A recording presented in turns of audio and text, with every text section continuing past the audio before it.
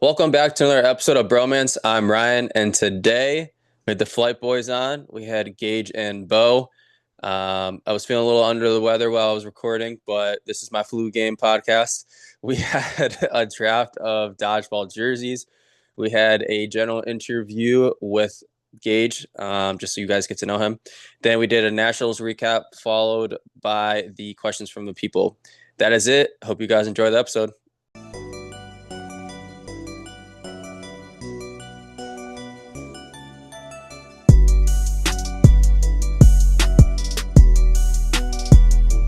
Welcome back to another episode of Bromance. I'm Ryan, and today we got the Flight Boys. We got Bo and Gage. Boys, how we doing? Good. Boys, good. W's in the chat. W's in the chat. W's in the chat. Boys. Boys. Dude, I wonder how Owen's doing right now. I don't know. He had me dying that when he played with us for no sing. Yeah. I knew he was going to be the ultimate vibes guy because he's just like, I don't know. Just the Canadians are just like the ultimate vibes people. And I feel like hockey, I don't know if he plays hockey or not, but like hockey players are just like ultimate vibe teammates. And I don't know. He's just like a hockey player, but not a hockey player. In Minnesota, he was like not yelling at someone, but he was like still being polite. But like our rude is like, actually no, I'm miswording this. Pretty much though, he was like kind of yelling at someone, but not really. And he's like, okay, sorry. And then yeah, he's just trying to lock us in this past weekend, and that shit was just hilarious.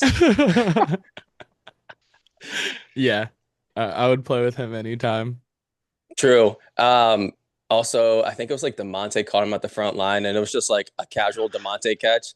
And then he was like, "Oh, are you fucking serious? He was fucking fumbling that ball around. Oh my god, are you serious?" Dude, I think you should be Owen for Halloween. I think you're nailing it. Yeah, maybe, man. Shit. The last time I dressed up as someone for Halloween, I was Jalen Brunson 2 years ago. Nice. Okay. And then I did Gardner Minshew like 6 years ago when he was in Duval. Okay, not bad.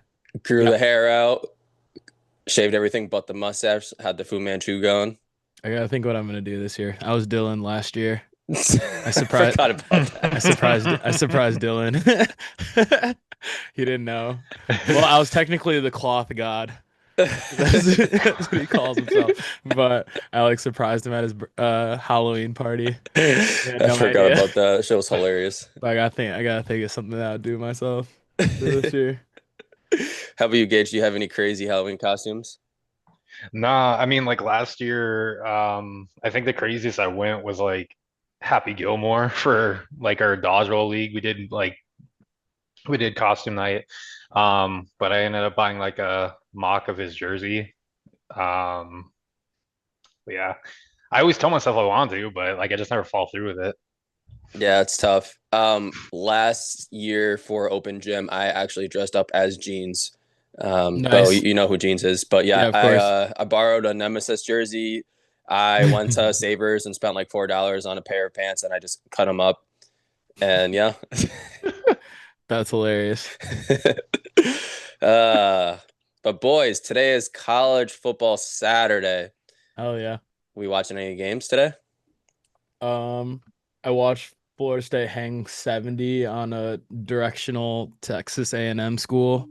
And then I watched Texas. And then I'm currently watching Wisconsin. Texas was like dog walking whoever they're playing, right? Yeah, who were they playing? I forgot already. I think the score was like 24-0 when I turned it on. Oh, San Jose State is who they were playing, yeah.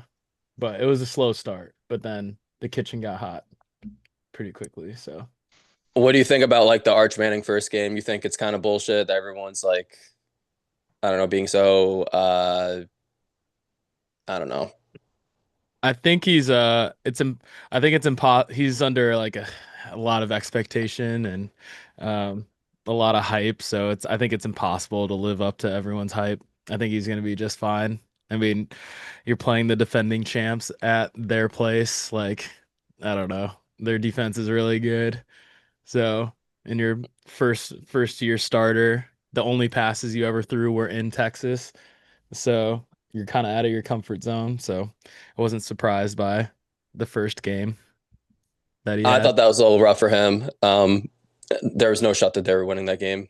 Yeah. So, not totally worried about that. No. How about you, Gage? Do you watch college football at all? Not a whole lot. I don't know. I kind of just live under a rock when I'm not playing any tournaments or playing dodgeball in general. But I don't know. I surprised some people with a few things here and there. Okay, but we went to a Red Sox game yesterday, right? Saw that. We did, dude. I was stoked. It's just like I love going to any Boston team, like any Boston team that comes into Arizona. I really try to go to their games just because like I'm not a bandwagoner, but I get very homesick when I see them come through. So I always like to represent when I can.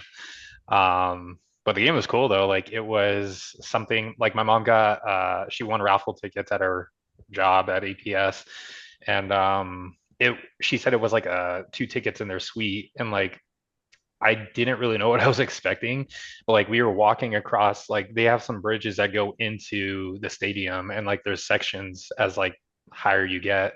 And the suites was like pretty legit. Like it was right behind home plate, and like they went all out. Like they stocked us up with like food, like cold foods, hot foods, and then like the fridge was stocked with beer and sodas. And then like they had a game on the TV in like a lounger if you didn't want to actually like go out and sit. But dude, it was pretty dope. And then like right after they had a like a mini concert by Flo Rida. Damn. Oh, that's who it was. I thought it was like 3 6 Mafia or something. Oh no, like I know that they're gonna do something. I don't know if they're doing something tonight or even next week too, but like they have like quite a few artists coming into town. I don't know if that's like after some more of their games or not, but yeah, like they have some good people coming through. Hell yeah. Did the Sox win? Unfortunately not, but like it was getting good. It was getting good though, because like I think it was like the seventh or eighth inning, like they were making a comeback. But then like freaking like Arizona, they came back and like scored, I think it was like 5 runs right after. And then like the whole leading up to their comeback, they just looked defeated. And then after that, the Sox, they looked defeated right after they pulled ahead with like a couple more runs. So um but it was, let me tell you, like even the chanting too, like usually anytime you go to a home game, you hear the team, like the home team shout. There's a lot more Sox fans out there that just kept like chanting for the Sox to come through. So that was like really cool to hear. I can definitely imagine. I'm a big Yankees fan, and when we went to Chicago last year to go play in that Chicago round, went to the Cubs game, and it was fucking sick. And there was so many Yankee fans there. It was also fucking sick. Yeah. I feel like Yankees and Red Sox fans are just everywhere. Like the brand travels well. Like we were in New Orleans like this last weekend and I saw Yankees and Red Sox stuff like all over the Yeah. place on Bourbon Street. There's just like certain fan bases, like that's baseball, but like for basketball, like I feel like the Celtics travel well. The Knicks travel extremely well. Yeah. Yeah, for sure. But tomorrow is NFL football. Let's Gage, do you go. watch football at all? I mean, other than the Super Bowl, and it's funny because like when I watch a Super Bowl, like I do like mini bets just to make it entertaining. Um, but if anything, like the Pats, they're the only team I'm really rooting for. But I don't really watch a whole lot either. Okay, okay. That's fair. Um, Bo, how are we feeling about football tomorrow and the Bears Monday night? Yeah, I mean, obviously the Bears are going to win the Super Bowl this year. But Oh, but go I'm Bears. I'm kidding. I mean, realistic expectations. I feel like Bears winning 10 games isn't crazy. It's a lofty expectation, but I do feel the floor is like going 500. I feel.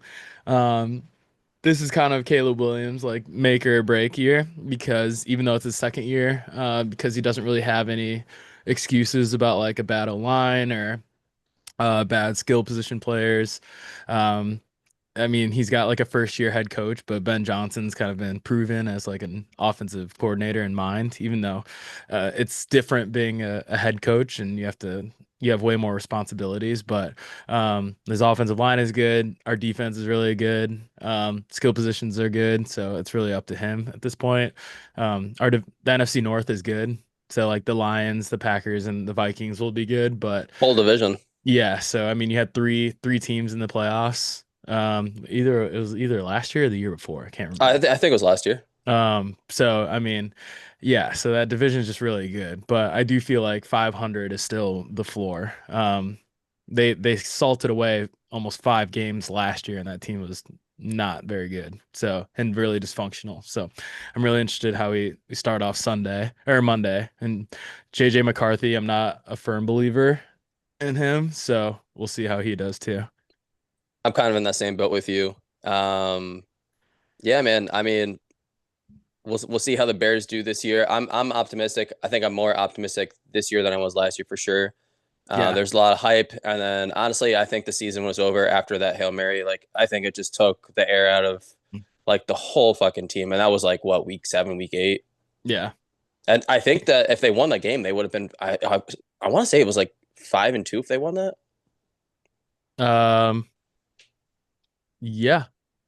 And they lost that game, then they lost like that Thanksgiving game like in horrible fashion. Yep. And then yeah, it was just downhill from there. Yep. Yeah. I think that like the Commanders Hail Mary thing, I think broke us for sure. Mm-hmm. Yeah. Yeah. Whatever. Just complete dysfunctional. Roma Dunze come up season. I think Roma Dunze is going to have a really good year. I'm really excited for him. I think Luther Burden, our draft pick this year, wide receiver from Missouri. He was going into last college football season as like the #1 rated receiver, and then he kind of had a down year just because Missouri is kind of dysfunctional school. Quarterback play wasn't very good, so he kind of fell off a little bit, but I think he's going to be really, really good as like our #3. He's listed as our #4 receiver right now, but I think by the end of the year, he's going to be our #3. He's insanely good. Their rookie tight end too. I think his name's like Colston Oh, Loveland. Colston Loveland, dog. Yeah, He's a dog. dog. Yep, absolute dog. What about my boy DeAndre Swift? DeAndre How's he? Swift, I like him too. He's not as much of like a run between the tackles guy as I would like, but pass catcher out of the backfield. I mean, he's played with Ben Johnson before. So Oh Ben, yeah, that's right. I forgot about that. yeah, so Ben Johnson definitely knows how to utilize him. We still have Roshan Johnson for between the tackle stuff, so we don't really need to use him as much like running the ball. But yeah, he's super versatile. I think people are really down on DeAndre Swift, so but I like him for what the Bears need him for. I have him in Dynasty, so I traded away Christian McCaffrey last year, and I got like I was competing, so I wanted more pieces, but I traded Christian McCaffrey straight up for Chase Brown, Hmm. DeAndre Swift, Kareem Hunt, and I got like one other like older wide receiver out of it. And I was thinking about trying to trade him this year, or this offseason, but I'm like, you know what? Let me see what happens because I think he's a total wild card with that team. Hmm. But I don't know. Maybe he does well the first few games, and I try to trade him, or maybe I just have him stick around. Yeah, who knows? Yeah, I'm kind of interested with Chase Brown too. Chase Brown is like kind of is hit or miss too. I think he's pretty good. The only other running back that I am a little curious of is Ramondre Stevenson because after they drafted Henderson and all the hype, and now Stevenson's still the starter. I don't know. Like he's just a rookie. Like he'll get his time for sure. I mean, they drafted him super early. Yeah, I think they're both going to be utilized quite a bit. I agree.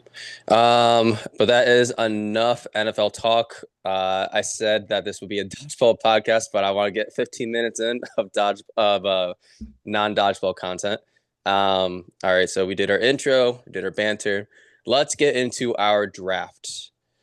Boys, Hell are yeah. we ready? Yes, I think so. Let's do it. Okay. Our draft topic today, dodgeball jerseys. Okay. I will go last since you guys are my guests. Who wants to go first? I feel like I've been on Ryan's podcast before, so I'll let At Gage least go once. first. Yeah, Gage can have first pick. All right, so this is where I say I'm really bad. I don't know where to start when it comes to this stuff. So basically, you just pick your favorite dodgeball jersey. Just don't pick cheese. Um, Man, this is a tough one. I guess maybe to start off the right off the bat, I think it was like 2 years ago, or maybe it was last year at Nationals. I saw the Venom jerseys. I thought those Mm, were pretty dope, so that'd be one. Okay, I like that. I have a Jackie Spinella Venom jersey. Pretty sick. okay. Nice. Bo, second pick. Um, Honestly, like they're very recent. Um, but the new white Outsiders jerseys with like the The cherry Thorns. blossoms. Yeah. Yeah, I really like those. Logan did a good job designing those. So, um, I'm gonna have to go with those as my first pick. I was contemplating picking that if it got to me in the first round. Um, but since it didn't, I will go with the Kunoichi jerseys. I don't know if I'm pronouncing that correctly, but the women's and then the mixed team. Those jerseys are fire. It's like that teal color. Hmm. I love the color, and I think that it's just like a very clean design. Yep. So that's my first pick. And my second pick will be the Onakuma jerseys, the black with like that bear with like the red and teal also as well. Those jerseys are sick. Got you. Let's see. I Have you just been looking at your jerseys this whole time? Yeah. I have like a huge wall of them. Like It's like if on you the. if you look back here, I have like a huge wall of them back here. I probably have like almost like 70 jerseys from Oh, people dude, I by have a now. whole closet right now of jerseys. Um, Nothing but jerseys in there. so let's see. Let's see. Actually, let's see. I'll go grab the next two that are my picks. Hold on. Gage, I thought he was like Um, being held hostage or something, looking away. you just fuck you up. I like where'd it go? Oh. He's got like 47 flight jerseys. For It's like, and you can't pick a flight jersey. Yeah, right. He's got like 12 different versions, just shit that I've never even seen before. Been on the team for 2 years. Yeah. So I think my next one, um, I really like these elevation ones. Mm. Nice. These like with like the retro kind of feel to them. I really like these. So I would go with that. Shout out Aaron Elsner. So I would probably pick that one, I guess. Yeah, I'll go with that. Okay, okay. Gage, you got two picks here. Your Wait, how second and many your picks are we last. doing, by the way? Oh, three? Oh shit. I might have fumbled. There's so many good ones. There is, dude. There is. Yeah. Dang. Oh my gosh. Are we doing some Um, honorable mentions after this? I Yeah, we I could do want to that. do some honorable mentions. All right, all right. As long as we can Yeah. do some honorable mentions. Bring the Yeah. iPad to my closet, dude. Show you guys all my fucking jerseys. Um, yeah. So I definitely have to choose the Outsiders jersey, the black and the pink on it too. Um, Oh yeah. I don't know. And like I even looked on Nike, like their app, because like they have shoes. I've noticed that I don't know what it is, like these retailers. Yeah, that one's like Nike's been doing like shoes or like clothes that kind of match like dodgeball I uniforms know. too. So like there's a pair of shoes too that match that one. I was like, dude, this is badass. So it's like even when I saw that, I'm like, that's like a one that definitely stood out for sure. Um, Yeah. I don't think you can go honestly go wrong with an Outsiders jersey. Like they're all fire.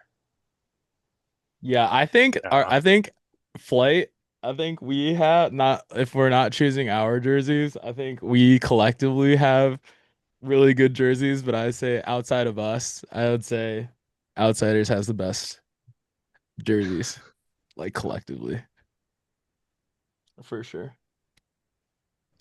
Um,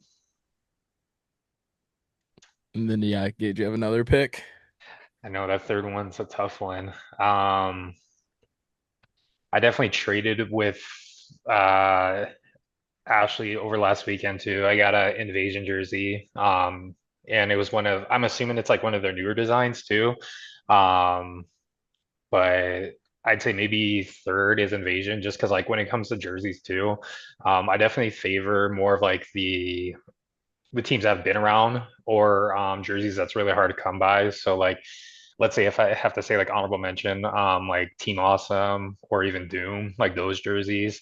Yeah. Rise of Brutality. I was able to snag Oh, one. Yeah, I was able to snag one from yeah. Mountain Star just because like I know those are like very rare to come through. So it's like I was able to get one while I was able to ever see one. So I can say I have a Rise jersey. That's sick. I have like an OG Impact one that's like probably 10 years old now, like this jersey. Mhm. And someone was talking about it. I'm like, dude, you would have to trade me like 20 jerseys for it. And I still don't want to Yeah, give it up. no. Yeah. Bo, Um, last pick. I'm torn now. I'm torn. I think I'm gonna go with this one. It's this Rainbow Thunder one. Oh, Oh, yeah, that's you a wore good that this one. past weekend. Yeah, this Rainbow Thunder one is hard. Um, it's there's just so much to unpack on this one. Like I feel like I look at it a lot, and the more I look at it, there's just a lot of things on there. Someone pointed out that there's just like an outline of a penis somewhere on here. Oh yeah, like a unicorn penis right here. And I didn't know that there was one on here for the longest time, but there's one right under my armpit like the whole time. Um, but yeah, shout out Taylor Ewell. Um, Shout out Taylor. Yeah, that's a fire jersey. for this one. Yeah, I every time I put this one on, I always get like compliments on it. Um, so yeah, Rainbow Thunder, they also have like a black one that's like kind of like this, but it's black and it's got like paint going down the side of one of the sleeves, and then there's like a rip on it. I have it over there. But Mm. in the claw, like rip like under it, as if like you were seeing inside someone's body, you can see like the like this jersey underneath it. It's kind of Oh, hard. Wow. that's sick. Yeah, they have really good jerseys. And they're That's good. sick. If you have good jerseys and you're good, like Take it's my just like fucking money. yeah, it's just like you're just tough. You're just tough as hell. All right, my last pick. This will be a homer pick. It's a New Jersey. No more Dream for our Connecticut Rec League. So our New Jerseys, we are called the Supersonics, and they're fucking fire ass jerseys. And I'm shocked that they let us print these jerseys, but they're just Yeah, those are fire. Wow. like just a throwback. It's the same exact jersey. I literally didn't want them to change anything to it. I'm But surprised they allowed to print that. I will not say the name of this company, but yeah, I've been using it for like 6 years. I only had them change the basketball in the front to a no stink orange ball, but that's the only thing I had them change. That's disgusting. I wanted it to fit the jersey. Like I didn't want like a blue foam ball or something. Yeah, it's fair. But yeah, do we have any honorable mentions? Yeah, I'll grab some. Damn. Uh, let's see. This is a good one. The dark blue flight jerseys, I think, are still my favorite over the white honey pack ones, Gage. They go tough, the flight jerseys. The light blue ones I wasn't a fan of. I just think it was more so the quality. Yeah. The original flight jerseys were actually supposed to be purple, but I guess it was like a tough Oh, color for them to print out. But yeah, they would have been fucking fire. I definitely like the red ones too. Yeah, the red. So the red ones grew on me. We got them for nationals last year, and I wasn't a fan of them. But yeah, no, I think they are fire. Yeah. I don't know, it's just something about darker, Okay. like the darker colors. Yeah. These are my honorable mentions. So this is the Rainbow Thunder one I was talking about earlier that had like the paint dripping down the side, and then like the claw, and then you could see like the old jersey. Damn. It's like That's sick. yeah, it's hard. Um, and then shout out Sarah McVarish. It was her birthday yesterday, but this watermelon jersey by Armada, they just came out with these like right before midseason, and obviously like I like watermelon, so No comment. shout out my dad. Shout out Reggie. So when I saw these, I was like, man, I shouldn't want these, but I need these. So I was like, Sarah, I need one of these. And it's just a fire jersey. So I needed it. And then this one is by my boy Ross over in England. They are the Quacks, Mm, and I think this jersey is just hard as hell. hell And yeah. it's got that meme of like the duck with like the knife on the side. And then two more. These hardest foam jerseys I think are tough. I thought you were gonna pick with that, honestly. I thought about it. I think if we had four picks, this is gonna be the one. Okay. Um, I think I did a jersey draft with Kim before on Kim's Pada. Shout out the Rushdown #ad. Hashtag ad. And I think I picked this one before. But yeah, shout out Pete Decker sending me this. And then the last one is shout out my boy Hustis. And then these sand jerseys are like super tough. I really like these a lot. That's sick. I don't think I've ever seen that before. These are their like playoff jerseys, I think. So they usually wear these during bracket play now. But Okay. I like them. I love purple. Purple's my favorite color. Flight, we were supposed to be purple, but KBS hates us. So KPS. they were like, we can't print purple. So Fuck, man. I remember when KBS first came out and they were cheaper than Savage at the time. And Savage used to produce the jerseys that people would wear at the UDC tournaments, um, like in Vegas. So they were like legit $80 for like a t-shirt. Fuck. But they were fire, but they're $80. So then KBS came out and then everyone started using them. And I think it was like $27 for a jersey. And they are definitely not $27 anymore. damn. Yeah. How about you, Gage? You got any honorable mentions? Well, speaking of Savage, I mean, like another jersey I kind of took from Allen before he retired. He had I think when he was on Rise and Rise was in UDC that one year too. I got one of his qualifier jerseys, so that one was pretty cool just to like get solely because of the fact that it had a Sky Zone logo on it too. Um, I guess like another fun fact, like I take with me KD and Tony Sanchez. I take their jerseys everywhere I go just as like a form of like good luck. So like I keep their jerseys on. Like where with me when I travel. And then like I have a Arsenal jersey and like a warm up sweater. So Oh, the white um, one. yeah, the white I think one. I've seen it So before. Yeah. yeah, it's I think things like those are cool. When you're talking teams that even if they're not teams anymore, but just showing like the history of like how far dodgeball's come and like those Yeah, types of for jerseys sure. too. So those are pretty cool. Even a finesse jersey, like finesse is always badass. I got their black Mm. jersey.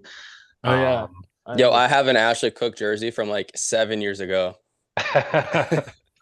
yeah, I have a finesse one. I have a Ashley Cook and I think a crystal one, crystal briones. yeah, I got pages. Pay So I got the black tank top, but um, pretty legit. yeah. Hell yeah. I don't really have too many honorable mentions. There's just so many to mention. But I do like the Misfits black ones. I think they go sick. Oh, Misfits, yeah. Yeah, with like that skyline in the background. Yeah. That's what I love about Misfits and like their jerseys too. Like they fully like the jersey is fully around like their city and like I don't know if this makes sense about like their play style, but like their um I don't know. That's just what I love about their jersey. I really need to trade with Brandon Officer one of these days. Yeah. I just got one from him but it's not that one. Uh, it's like this other black one that they have. Those are sick too. I Those are honestly cool, don't yeah. think they have a bad version of their jerseys. Yeah. I also like Fortune's jerseys a lot. It's like kind of simple, but it's like I really like how like simple it is with like the checkered print. Hmm. They've had them for a long ass time too. Yeah. Um, Trying to think if there's any other ones. Canada's got a bunch of like a lot of their club teams have really good jerseys. Like Royals have really good ones. Um, I like Boston Heist like new white ones. I like the old ones, like the black with like that blue with like the Boston, I guess, street map or whatever in the background. Oh yeah. Hmm. Yeah. They have some new ones coming out really soon. They just teased us, dude. John sent me a picture of what they look like. They are hard. Yeah. Yes. Yes, they are tough. I'm not gonna lie. I would probably put them in my draft. Okay.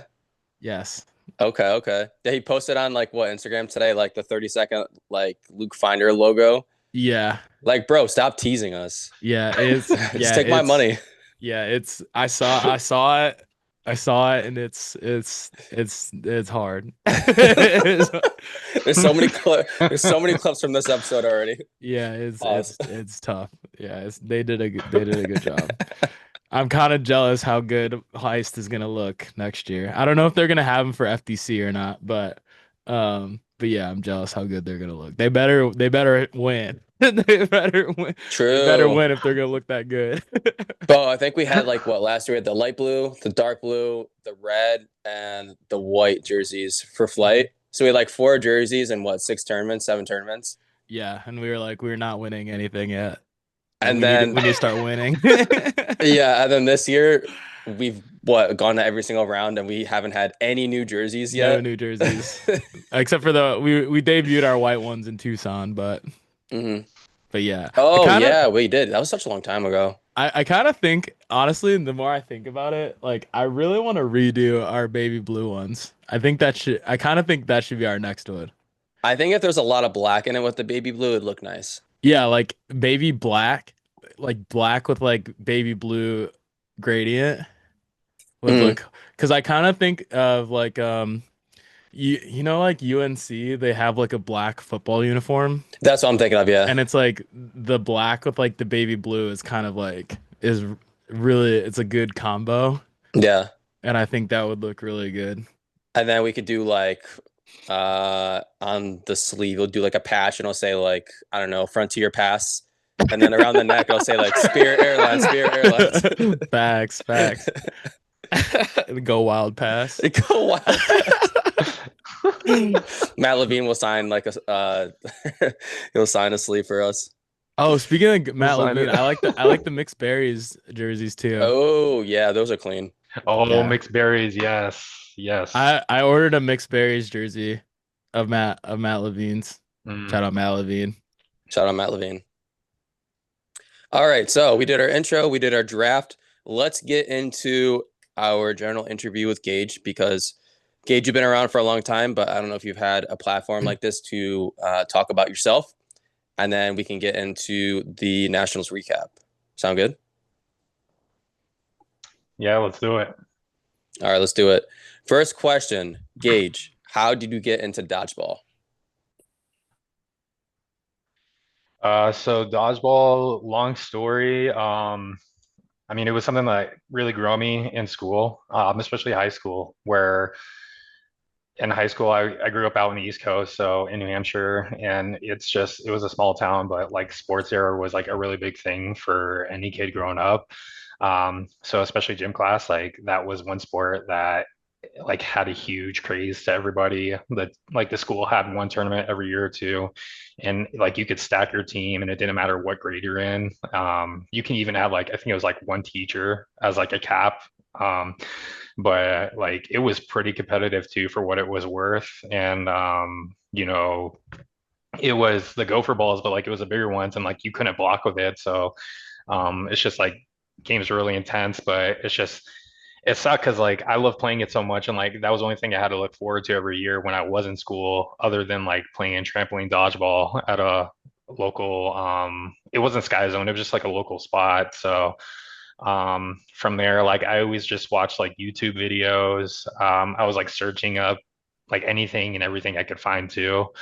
And it was funny because like one day I came across the league that there was one league in Arizona that isn't a league anymore, but it was strictly foam. And the quality on it probably wasn't the best, but like it was just still cool to watch because like you can still see who the players were. And so I just kind of went on a hiatus and like I was just watching that all the time too, and thought to myself like it'd be really cool if like I could ever do things like that when I graduated. So I always ventured off into that, and then like eventually came like seeing videos of Elite Dodgeball. But first like it was also like UDC videos, Sky Zone Dodgeball videos. And then like even yourself, Ryan, like I know you had videos like way back in the day too of like when you were going to Sky Zone, playing in their local tournaments or even like your journey of UDC. So I always followed along on that too. Oh, that's sick. Um, no, yeah, it was pretty cool. Like it's funny. It's like sometimes it's kind of therapeutic where like I know there's like one video where you filmed it of like it was a rainy day, but like you just had you and your friends, you guys all went to Sky Zone, you played dodgeball, and like you were getting ready for a tournament too. And it's just like that's the stuff that hit because like I grew up in that same environment, and like every weekend when I found out what trampoline dodgeball was, like a bunch of our buddies, like even right after school or a couple hours after school, like we go to the tournament, we go to trampoline spot, and they had their glow nights, and like they would have a tournament every week. It started becoming a thing that had a Every tournament every week? weekend. Yeah, it was cool too because like eventually you go so much you become friends with the people that work there. Yeah, So honestly, yeah. right. But yeah, I mean, just from there, it just kind of kept going up too. And like, I really got into it. Like, I started like doing small side jobs just to be able to buy some knee pads. Like, whenever I played hard court, like hardwood court dodgeball, I would always wear those, and people would kind of laugh at me. Um, but that's kind of like where it started in high school. And then kind of moving forward a couple of years when I graduated too, moved out to Arizona, and then I revisited the league that I always saw on YouTube out here. So from there, like that's where I saw the league and I saw Team USA. And I was like, well, I'm out here in Arizona, we can actually finally do this. So I started playing in the league out here, and even then, like that was like my first introduction to just like any form of dodgeball. And that's where I saw Alan Stott the first time too, along with like Dylan Clark Oden, Randy Isidro, all those guys too. And pretty cool to say the least. Just kind of getting my feet wet as far as like foam dodgeball and where that's become. So that's kind of like where we started. That Cactus League that you guys play in is absurd because I didn't realize how many people played in it. I knew a good amount of people played in it, but I was talking to Brittany this past weekend, and she was telling me everyone that was in it, and I was like, "Wow, that's why you guys are all that good." Because there's like 15 like phenomenal players. Like I still think Seattle's number one, and I thought for a long time, honestly, until this past weekend, I always thought that Long Island was number two. And Mm. yeah, it's not even close. I think Cactus League is probably number two. Oh, Yeah, for sure. for I mean, sure. shout out Seattle Dodgeball, New York, Philly Dodgeball, all you guys, everyone's like doing really good things with their leagues too. But it's just, I mean, Cactus, like there's just so much raw talent coming in. And then of course we got our Team USA players too. Just everything about it, it's really good. Can you touch on that? So like, who plays in Cactus that would be like big names or even smaller names that people may not know? So we got a mix of like Team USA players and then Team Mexico players. So we have, Andrew Ketchum. We have the Heat boys, Katie Sanchez, Tony. We got me. So like everyone on Instinct, of course, my mixed team. So like we got me, Cam, Kendall, Brittany, Carla, Emily Fishman. She recently moved, but she still Arizona fan. So we have her. And Kendall, then even Cam, this right? weekend, No, yeah, Kendall Cam. Even this weekend, the Pantheon boys. I know they won their foam division too, but like all of them are from Cactus too. Even like Daniel Ronk. He He's from he Cactus. he's from Cactus. Yeah, I Oh think shit. he lives in Tucson, but yeah, he's Cactus. Damn. Yeah, you guys are Yeah, stacked. That's crazy. That dude throws fucking hard. Yeah.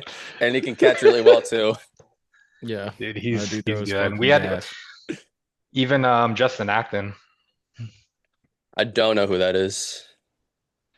No, he maybe more so an OG player, but he I know he tried out, I think it was like 2019 for Team USA, but like his throw was just so freaking hard and like he's just such a calm player, but like he's so good at the same time too. Demonte lives out there. Does Isidro live out there too? Hmm. God damn. Yeah, DeMonte, Isidro, Randy's out here. His brother Joseph doesn't really play as much, but he's still, Cactus too. Um, Who else I'm trying to think? I know I already said Allen, but I'm sorry if I'm missing anybody. It's just like a lot of players that I'm thinking about, but um, quite a few players that are on the up and coming out here. That's absurd. That's absolutely crazy. You guys get to practice against each other every week. It just, I mean, obviously it shows you guys are all very talented and you come out to tournaments and do very well. And a lot of Team USA players that play in that league as well. So that's awesome to hear. Yeah, Next definitely. question. How long have you been playing dodgeball for? Dodgeball, probably about, I don't know, I've lived in Arizona going on 9, 10 years now, so probably since then. Um, yeah, I want to say that first tournament was probably back when they had like they were doing the Dodgeball Tribune tournament. So um, it was like no like first half no sting, second half foam, and that's like my first introduction of like I think that was like my first and last time seeing Doom actually play as a team. But even then, that was just so surreal. So like, I only ever saw him on YouTube as well, but like, it was really cool just to, like watch him play. I didn't even know how to play it. Like, funny to say, I didn't really know how to play it as well as they did, let alone the strategy. But just watching him play, like, it was insane to watch that. I got to watch them play one time in Vegas at UDC, and then I got to play against them. I believe I think it was their last round. It was 2019 Nationals in Minnesota. Mm, yeah. Um, but yeah, that was crazy. Next question though, how often do you get to play dodgeball? So it kind of varies from week to week, I'd say. Tuesdays usually like our night to play, whether it's league or open gym with Cactus. Um, there was like for a good amount of time, like even on Friday or Saturday, I would just go to Sky Zone just because like there wasn't really much going on at the time. So like I just mess around, play trampoline dodgeball, even though like you're just kind of going up against high schoolers or just like people that don't really know what they're doing. But then for a while, like we were doing like Sunday or even weekend practices. So that'd be like 1 to 2 days a week. And then like for a while too, like I was doing Thursdays. And it wasn't like it might not have been anything like legitimate. It could have just been like small practices with like our mixed team or anybody that wanted to practice in Cactus too. So for the most part, anything outside of Tuesday was just inconsistent, but like I do play a lot when I can. Okay, okay. We kind of already talked about your first tournament, but do you have a favorite tournament? Well, so that could be like a tournament win, or that could be like a tournament format. So like Sin City, or like the thing if you've gone, or like a nationals or something. Yeah, those three definitely they're up there too. Because like I love Sin City. I hope I never miss that tournament. It's just such a good time. Um, but the thing though, like I gotta say the thing is just ran so good. Like everything about it, it's like I love Seattle too. But it's hard because like I think the thing would probably be up there. I don't know what it is, just like annual tournaments. Those are like the tournaments that really hit hard too, because like it's one of those things like if you're going to win, you got to try your ass off to win. Otherwise, like you have to wait another year before you get another chance on it. But I think the thing about the thing, it's more special too, because like it's also an invite only tournament, and you're going up against Canadian teams as well. So like the competition is like spot on. Um, it would probably be the thing. The thing. Yeah. Okay. Yeah, I kind of figured that. Um, what's the coolest city slash venue you've played in so far? And funny enough, probably the thing as well too. It's either the thing or Kansas City because like that the gym that we played in, that was a really cool gym. That was a It's just sick like gym. it's so open and it's just like I love everything about that gym. But I mean, especially with the thing like you're getting like the really good gym floors, especially the area too. Um, trying to think what else. But like the Tribune's like up there with it too, because like you had I don't want to say maybe at the time, but like you just had like so many good teams just like going at it for whatever ball type that they were really good at, whether it was no sting or foam. So that like just competition itself, that was a really good one, I'd say. So it's kind of hard to narrow it down. I like the Chicago venue too. I don't know if you went last year. No, I don't think I've been to that one. That one's a good one. Yeah, they had like a little I wouldn't say casino, but they had Buffalo up top and they had other other games up there. That's why we got Buffalo on our jerseys. I don't even know if Gage knows why we have a Buffalo on our No, white jersey. Oh, he doesn't? A no. golden Buffalo, bro. Drugs on court. Can't be a Buffalo. He can't be a flight boy if he doesn't know why there's a Buffalo on our jersey. I All just like right. chanting it. Yeah. Oh yeah. True. We're even He had chanting no Buffalo on clue, three. He has bro. no He's like, yo, idea. they fuck with buffaloes hard, man. That's their favorite fucking animal. I thought it was a New York joke. No. No. Nah, so what's the name of the game? Is it just Buffalo? It's Buffalo Gold. Is like the slot machine. Like I'm sure you've seen it before. Like the Buffalo Gold slot machines. Have you seen them before? At like either like casinos or like I don't know, bars sometimes they I have feel like them. if I see it in person, I'll remember it. Yeah, like if you just Google search Buffalo Gold, like you'll see it. But anyway, so like at the bar or at the venue in Chicago, upstairs there was a bar, and then there was like a little side room where there was like a few slot machines, and one of them was a Buffalo Gold slot machine, and then Sean McMahon was in there. And like we were drinking, we had just won like the foam division, and then in between divisions, like we were upstairs and like ripping shots and before the no sting division and just like putting in money into the slot machine and just like hitting the button to like spin the wheel or whatever. And every time we spun it, we just yell out Buffalo. and then like we were calling in just random people that were coming up but upstairs to the bar area. So like Pyan came over and like hit the button, like just a bunch of random people, and like we were just chanting Buffalo, Buffalo, Buffalo. So like other people would come into the room and like spin it for us, and then as soon as someone would be like, "All right, I'll come in and spin," we're like, "Yeah, Buffalo!" And then for like no sting, the no sting round, like anytime anyone did something good, or we would just yell out Buffalo. We started yelling out Buffalo like on a ways, like. And it was like a two-story like venue too. So if you were up top, you can look down and watch us play. So like people were also screaming Buffalo from up top while we were playing. Yeah, it just like caught on like It was fire. hilarious. Yeah, And then so the honey part too, because like with the honey pack. So Sean in between foam and no sting was like, "Hey guys, I'm gonna get going." I'm like, "Bro, where the fuck are you going?" He like puts his backpack on. He's like, "I'm gonna go to a gas station and get honey packs." I was like, "Dude, what?"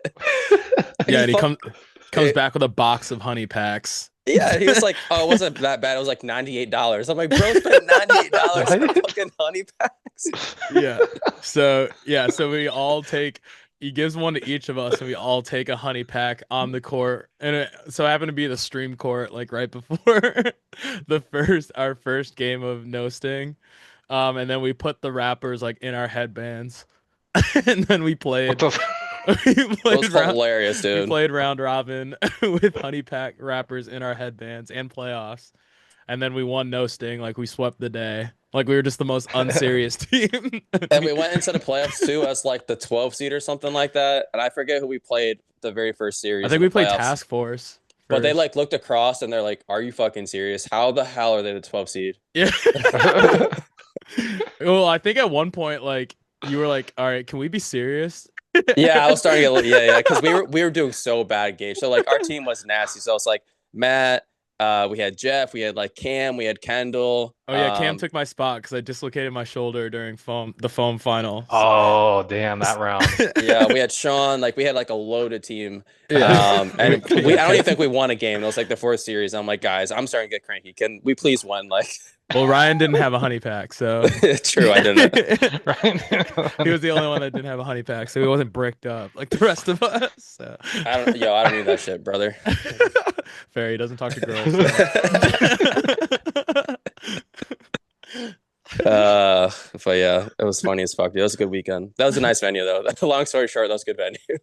Yeah, very accessible to honey packs. We were on the south side of Chicago though, so I remember like people were asking me since I'm from Chicago, they were like, "What's there to do around this area?" And I was like, "Stay inside," because we're on the Do not south go Outside. outside. Yeah, we're right next to like 63rd and 65th where people like die on the regular. So just go to your hotel and Fuck. stay inside. Yeah, But yeah, I mean, we're safe. No one got true. hurt. Good weekend for sure. Next question, Gage. Do you have a favorite dodgeball memory to date? I don't think I do. Just because like I hate to narrow it down to one. I'm sorry if I'm not giving good answers to any of these two, but it's just a lot of these like I think very broadly about like all the experiences I've had over the years. No, you're good. You're But good. yeah, I just if it like let me just start off with like maybe this last weekend too. One thing that really stuck out, or a couple things that stuck out too. I have a funny one, and then just kind of like maybe a serious-ish one. But like the funny one is just like I don't know if it's recorded, but there was like one time I think it was foam or cloth. The team are like for open, like I don't remember what team we were playing, but like we just got like team wiped. And I just had a look at my face like what the hell just happened? And then next thing you know, like after the last person gets out, all you hear is Sean say, "Boys, boys," and that shit sent me. I don't know why. I'm like, do you not just beat up? You just got fucking wiped. Boys. I Boys, couldn't be mad W. at that. That was too funny. I was like, thank God he's keeping me happy right now because like otherwise that would have just sent my ass. Boys. Yeah, Boys. Fuck. like you guys just played like Glenn Spacer or something like that in Minnesota. Like that's our Dude. new dad. We just got daddied, and then Sean is like, boys. Boys. Yeah, I'm glad we didn't face them in playoffs. What? Oh, Glenn? Yeah. I would have True. just I mean, we stepped did I play would have just class, but I would have just stepped off. Well, I yeah. mean Just in foam, they beat Misfits in the first round Did in they really? foam. Yeah. Hmm. I was like looking at bracket and I saw that they beat Misfits in the first round. I was like, damn, they got Glenned. They got Glenn is crazy. What was your serious moment though, Gage? So I guess it was kind of like it sucks because like the first day in the very first Division Two of Open for no sting, like I started cramping up and like the game was like I think it was like halfway over, like three-fourths of the way over in our finals match too, but like cramping up, like that shit sucked too. Cause I'm like, there's no way I'm cramping up right now. And it's like we're not even that far into the weekend. But it's just I don't know, it's like that humidity and everything, like I was just draining like so much sweat the whole time too. It's like I wasn't gassed, but like I was just sweating my ass off.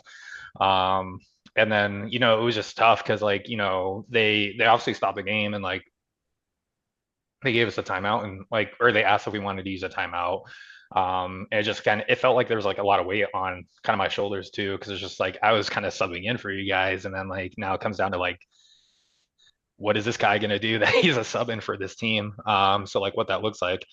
And they kind of just gave the option about like, you can sit out if you want. Like a person comes in from the queue that's next in, but that means like you can't sit, like you can't play the rest of the game.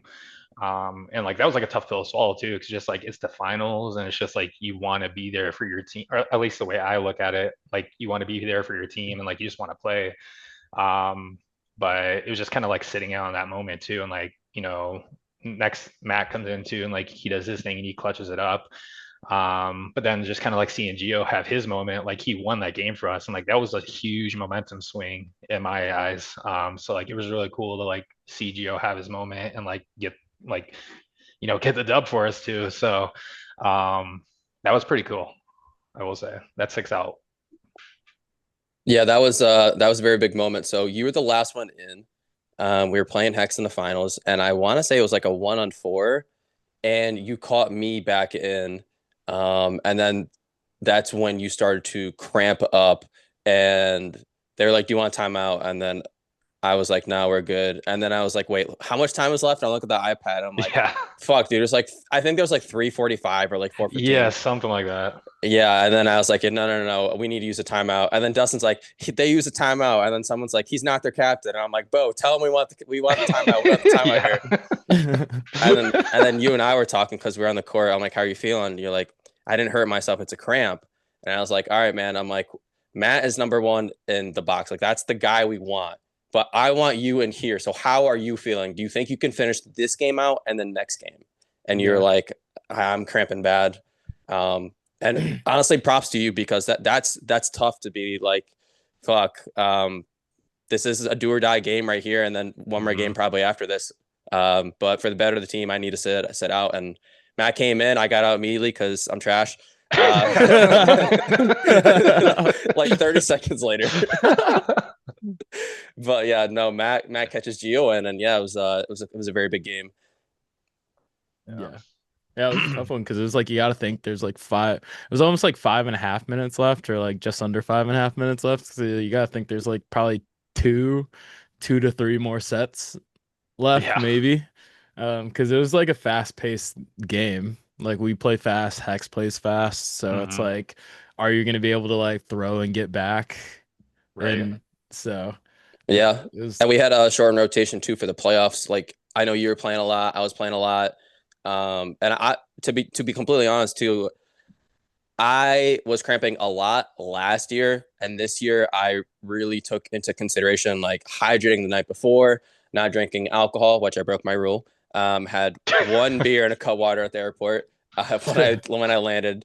But yeah, no, I mean, I was cramping myself. Like I'm raw dogging mustard. Like I'm going to the fucking concession stand. I'm grabbing mustard packets. It helps.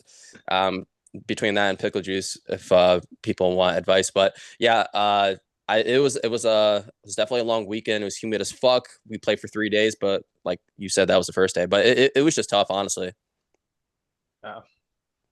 Yeah. Shout out John too. He got me a pickle because he knew I was cramping my ass off and I couldn't find my wallet for some reason. I got you, bro.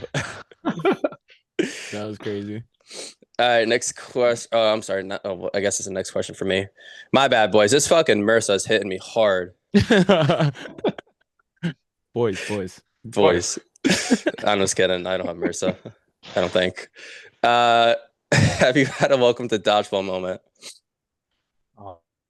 Um, welcome to dodgeball moment. I guess like when my very first tournament too, going into the Tribune, that was like the one tournament that I was introduced to Doom and Rise, and playing nose thing. Like I played nose thing, but it's just like I never really played it that competitively, let alone like that close. So it's just like I was across from like Tim Fullerton, and like I know he charges at people at times too. Like there was one time like our team threw and like he started charging and like he threw it and like it was weird because it was a hard ball, but it was also a curve ball too. And like it didn't break my blocker, but like it caught my pinky so fucking bad to where like I don't know why, it hurt so bad too. Thankfully it didn't take me out the day, but like it was throbbing for like a good while, maybe going into like 2 or 3 games too. And like I always knew who he was too, because like he's an OG player, but it's just like that was probably that one moment where it's like, damn, like this is like the legit shit right now because like this dude just fucked my pinky up. The finger injuries are the worst. Yeah. That's why I refused to play cloth, just because I had a really bad injury and it was a pinky injury. It was a dislocation, a fracture, and a torn ligament from just putting my finger or my hand out to like stop a ball. Like you could fucking see it. It just looks disgusting. But I stopped the ball. I looked down and I'm like, that hurt. And I looked down and my pinky looked like an accordion. I'm like, God damn it, bro.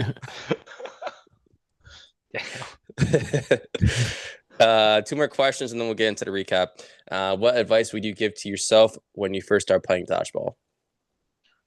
Um, don't know, it was something that I was kind of telling myself throughout the years too, especially trying out for Team USA.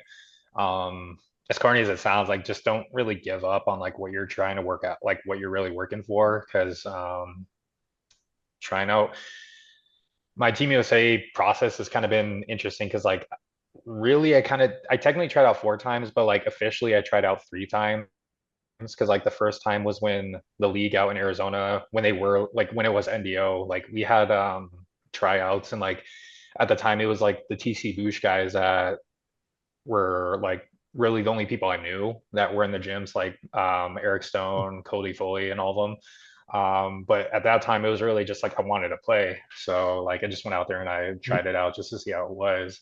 But like then the when it came to like the official tryouts of like USA dodgeball coming around and like sending out the invites and things like that. I think it was like 2019. Like not to say like every year there's not like stacked people or like stacked talent coming through, but like 2019 was like a legit year because like you had all the Doom guys trying out, you had Team Awesome guys trying out, and then like pretty much you had all the club teams that had like just like your superstars trying out too. So it was just something where like I didn't really go into it thinking, and this might not be a good way of looking at it, but like thinking like I'll make the team, but like I really wanted it at the same time. So like the whole as the day went on, like it was cool to get the reps, it was fun for sure, and like getting the experience to it. But like when the roster came through, I didn't see my name there, but I really didn't take it to heart just because it was like there's just so many people that have been doing this way longer than I have, and like they have more to offer. So like as that year went by, I told myself just keep trying. And then the next tryout process comes through after COVID, of course, too. So like that took some time away, and it was hard because just like throughout the time we spent like so much time practicing. Like after COVID, some of the guys from Cactus they arranged a practice, and then like Andrew started coming around, and then the Heat guys started coming around too. So like we were really getting into practicing, and then like getting in some good reps of like drills and things. So going into the next tryouts of like or the USA Premier Tour, they invited the people out. We kept doing practices.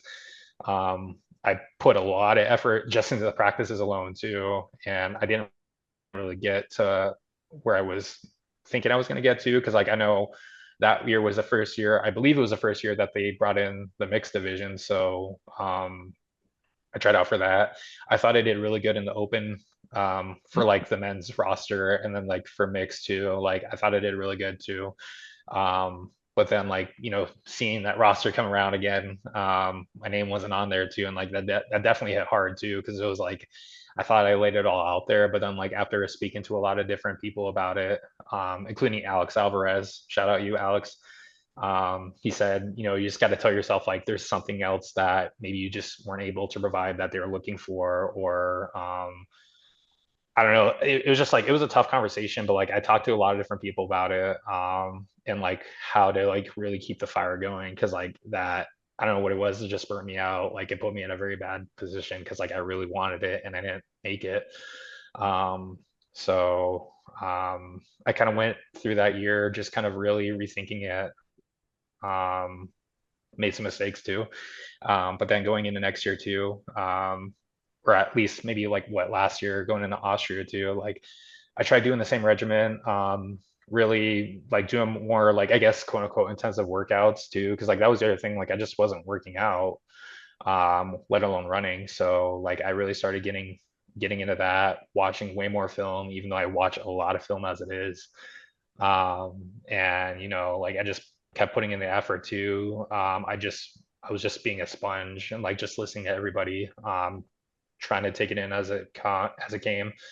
And like that was the third time too. So I was like, this is your like heart to heart conversation. Like this is my third time trying out. So like I really need to, I really want this. I really need to do this. And I don't know, that day that I saw my name on too, it was a very emotional day too, just because it's like, you never know when your time's gonna come to. And like I posted a TikTok of it on my page. It probably didn't get a lot of views, but it's just like if anyone needs that kind of motivation, it's just like watch that video just because like I tried out 3 times, and the third time I made it, but it's just like just keep sticking to it, and like no, like you're gonna have your moment too. Yeah, I mean, it's a 2 year process too. So like you tried out 3 times, so that's 6 years. But that's awesome to hear because I didn't know about the first 2 times. Mhm. But yeah, man, I mean, there is so much hard work that goes behind the scenes into like literally just playing, being a good player, being on a good team, winning these tournaments, and then just being able to make it to the practice squad. Like I get questions about it a lot. And I'm like, there's so much that you guys don't know that I do that I just Mhm. don't post on social media.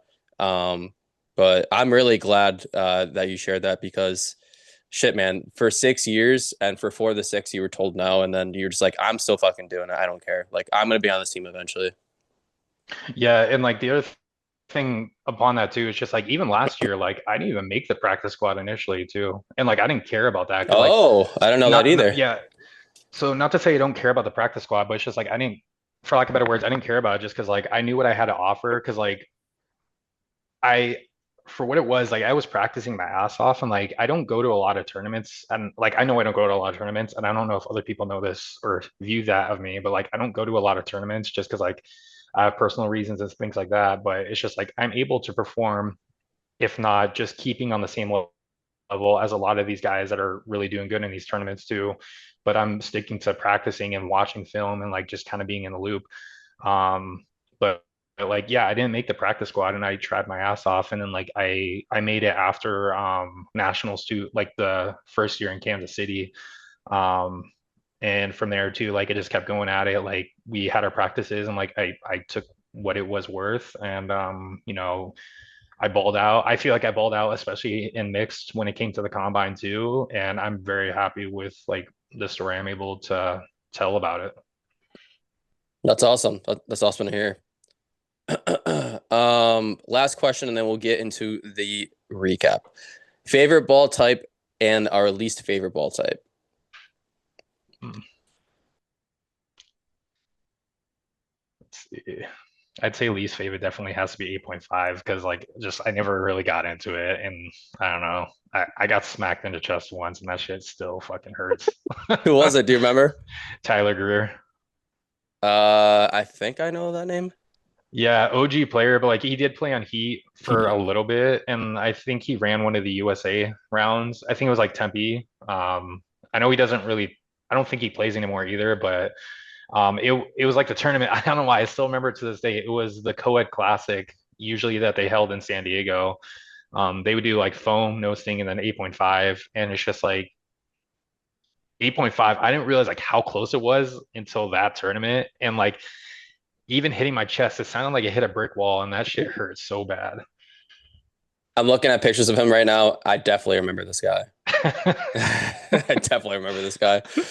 Yeah, 8.5 sucks. When I say we, some people were making jokes about bringing it back, and Nutmeg. And I was like, you guys are gonna get thrown out one time by Allen, and you're gonna be like, yo, fuck this ball type. I'm like, it's an easy ball to catch, but you're throwing at each other pretty fucking close. Yeah, Not fun. But I'm favorite good. ball type. Oh, it's always gonna be foam, no matter how old I get. It's always gonna be foam. I like that. I switched over to foam this year too. I used to fucking hate foam, but I picked up a foam ball honestly for the first time last year. Damn. I had a really Wow. bad thumb injury where I don't know exactly what happened, but like my thumb from like here all the way down to like my wrist was like black and purple, and it was just from trying to I tried to catch a ball, but oddly enough, the person who threw this ball was ambidextrous, so he threw the ball at righty at first, and then he went lefty, and just the way I was set up, just the ball was spinning the wrong way, and I caught it the wrong way. So I refused to play foam for like I think like 4 years, 5 years, and then yeah, Sean brought in foam, and then the Long Island stuff, semi-pro is also foam. Um, so yeah, now I love it. Now I love it. And now I'm not a big fan of no sting as much anymore because these new batting balls, I don't know Thank about God. them. They fuck us up. I don't know about them. Maybe we got to deflate them a little bit, throw some chalk on Or we just don't need to play that shit anymore. them. Let me play this. Oh boy. All right, that's a good transition though into the Nationals recap. So let's talk about travel first. Do we have any bad travel stories on the way down there or way back up? Pretty Gage? easy. I'd say going there wasn't too bad. Maybe coming back it wasn't like bad, but it's just like the amount of delays. Because like I heard coming here, a lot of people had different like stories about their delays or like layovers and how bad it was. Fortunately, like I found a flight that was cheap, like actually pretty cheap, and like it was a direct flight, but just on the way back, like the delay was stupid. Mm. Yeah, I didn't have any issues. Got to New Orleans and then like Meredith and Jackson, they landed. They were supposed to land before me. Then they got delayed, and then they ended up landing like half an hour afterwards. So I had about half an hour to 45 minutes to kill in the airport. And I was watching The Last Dance because I love that documentary and it gets me going. I watch it before tournaments sometimes. And then I was like, bro, there's got to be a bar here. So there was like a marketplace that was selling alcohol. And I was like, can I just buy this and crack it and walk around the airport? And they're like, yeah. And I'm like, okay, cool.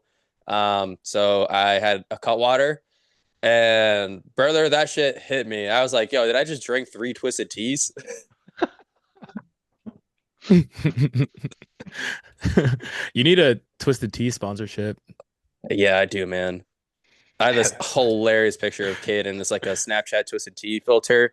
Hilarious. But yeah, shout out Twisted Tea. Let's talk about no sting though. So no sting was the first division. We don't have to go series by series, but I do have the schedule up just so we can like talk about maybe teams. But from that first series, I remember Matt showing up late, Dylan showing up late, John Carlo, I think, showed up late, and no Ashley. So we started that first game with 5. Who do we play for? Oh yeah, we played Precision. Precision, yeah. You launched your first no sting throw 30 No, rows into first bleachers. wait. That's hilarious. No, it was our second one. I hit the first one. I went 1 for 1, and I remember saying that I'm 1 for 1 because I always go 1 for 1 in no sting tournaments, and then it's always downhill from there. That shit was hilarious. It almost hit the back of the fucking wall, like the second tier. This shit was hilarious. Dude, my arm strength is crazy. Same. Yeah, I had tried to stay out of mixed, but got coerced. Ooh, a double between Ben Stolfi and Marcus from Ryan McComb. Unfortunate. And then Bo sent one all the way up into the bleachers. Bo flexing at the back here. I guess it didn't take too long to... and Precision gets a double themselves. Jeremy gave me a good rating for my arm strength. Oh my god, bro, LeBron the ball, dude. Yeeted that hoe. Nailed it. Yeah, that was a tough one. I remember like being called to throw. I was like, yeah, this is not gonna go well because I was like, my hands are getting sweaty. I don't have a good grip on this ball, and yeah. But I was like, My goal was to actually try and spike it. The ball, because it was that bad. Yeah, because I was like, this isn't a good ball. I don't have a great grip on it, but I was like, I just want to keep it somewhere on the court. I think every court had like 2, maybe 3 good balls, but a lot of them were just like balls that were extremely sweaty, which is why I always play the towel now. Or the balls were just dumb inflated, and it was a catchable ball every time you threw it. Dude, it sucked. But yeah, Precision. I feel like Precision, they always play us really hard. I feel like they're like Super Bowl a lot of the times. Like, because I love I think Marcus has a thing with me and Marcus have a little thing. I love shit talking Marcus. I think it's so funny. Shout out Heat. I love Heat's my dog at the end of the day. But I love shit talking. Like Marcus. when he goes down, he like kind of like break dances, but he's being serious, and then he runs to you. Yeah, I love watching Marcus play. But yeah, and hitting a keel is impossible. I think that should be an Olympic sport, trying to hit a keel. And yeah, they're an interesting bunch for sure. But yeah, Hmm. I think like tying them was fine. I think we should beat them normally, but I think first game, getting everything together, 8 a.m. We had to come back too. Oh yeah, true. I think we're down 0-2, and then like I'm playing in the right corner, and Dylan shows up, and he's like, "Hey, I'm replacing Nikki." While we're Oh yeah. playing. Oh yeah. Oh yeah, because yeah, Dylan joined the team because I was out on Bourbon Street on Thursday night, and then we were at a bar, and Dylan was like, I kind of want to play open now. I was like, well, Nikki's not playing, so if you want to play, you Oh can play no, with us. Dylan Cruz, please don't join our team. Yeah, I was like, you can play with us if you want to. He's like, would the rest of the team be mad? I don't think so. So that's when I messaged the group. I was like, Dylan wants to play. Does anybody care? And yeah, so that's how we joined the team. Yeah, Owen was at the bar at the time. And Owen was like, "Yo, yes, I can't Boys, of course. boys." Are we kidding me right now? Yes, of course. So Owen was on board. Gio was already there. So yeah, I think it was. And then I think you had replied, or like someone had replied already.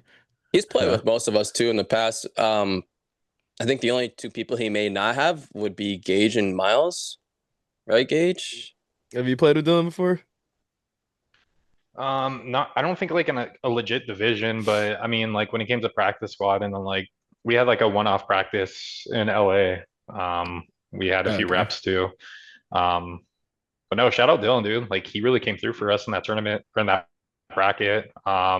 Against Like Thorn just that whole Roses. division too. Yeah, we definitely needed him for that one. Yeah, that was rough. I, yeah. No, That was but rough. he just true leader. He's really cool to play with. Yeah, be a good teammate. We had a lot of good chemistry this weekend. Even though we haven't all played collectively, like we had Owen, we had Gaihj, we had Dylan on the team. Like Dylan did play with us in Boston, but yeah, I thought we did a really good job of all gelling together. I'm pretty sure me and Dylan are like 5 for our last 5 playing together in tournaments. We won this one, Boston, Midnight Madness, and There was the Abdul tournament we lost when we the played Abdul tournament. Grizzlies. Yeah, Yeah, but there was like something. Oh, and then kickoff, we won kickoff together in Toronto. Oh, when you're on Shred, right? Yeah. There's something else, I think. But yeah, I think 4 for last 4, I think. Your last Apex game, maybe? Apex we win every once in then. But yeah, I think 4 for the last 4 tournaments. Hell yeah. Yeah. W boys. Let's W boys. W's in the chat. Obvious. Obvious. W's in the chat. In the chat. So some next teams that we played, so we don't have to talk about each one, but we played Hex. They beat us 5-4. We played Rose City Rebels. We tied them 3-3.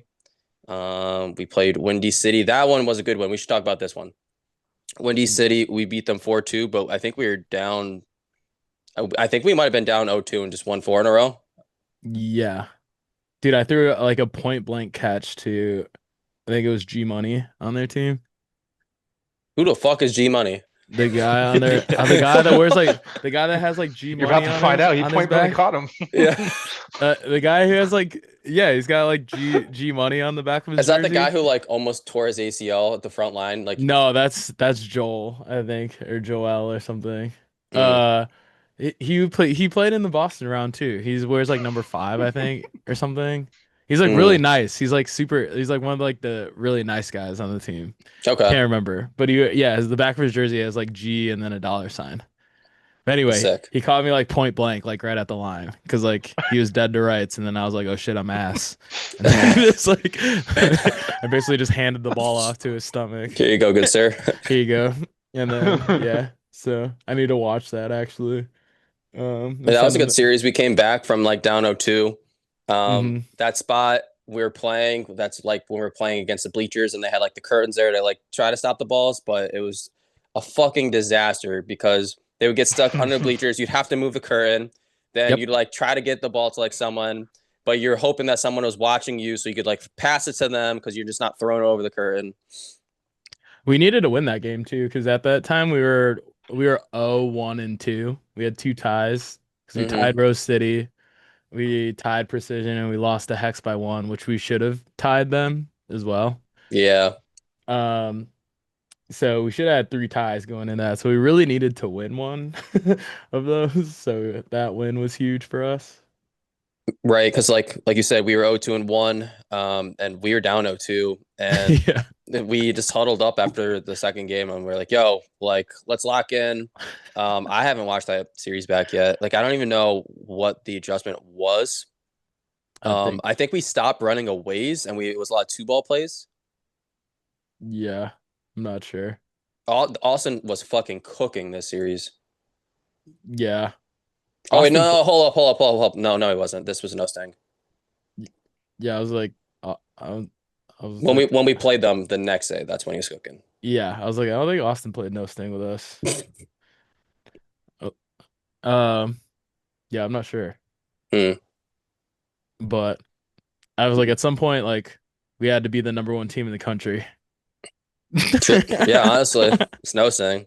But the next few teams that we played, so we played Rockefellers, then we played, Rockefellers. So that was our last game. Open no sting. Beat them 6-1. Yes, I'm trying to see where the playoffs started because our first series was against Class. Yep. Yeah. So that was our last series. We ended on a high note. So we went what? 1 loss, 2 loss. 2-1 and 2.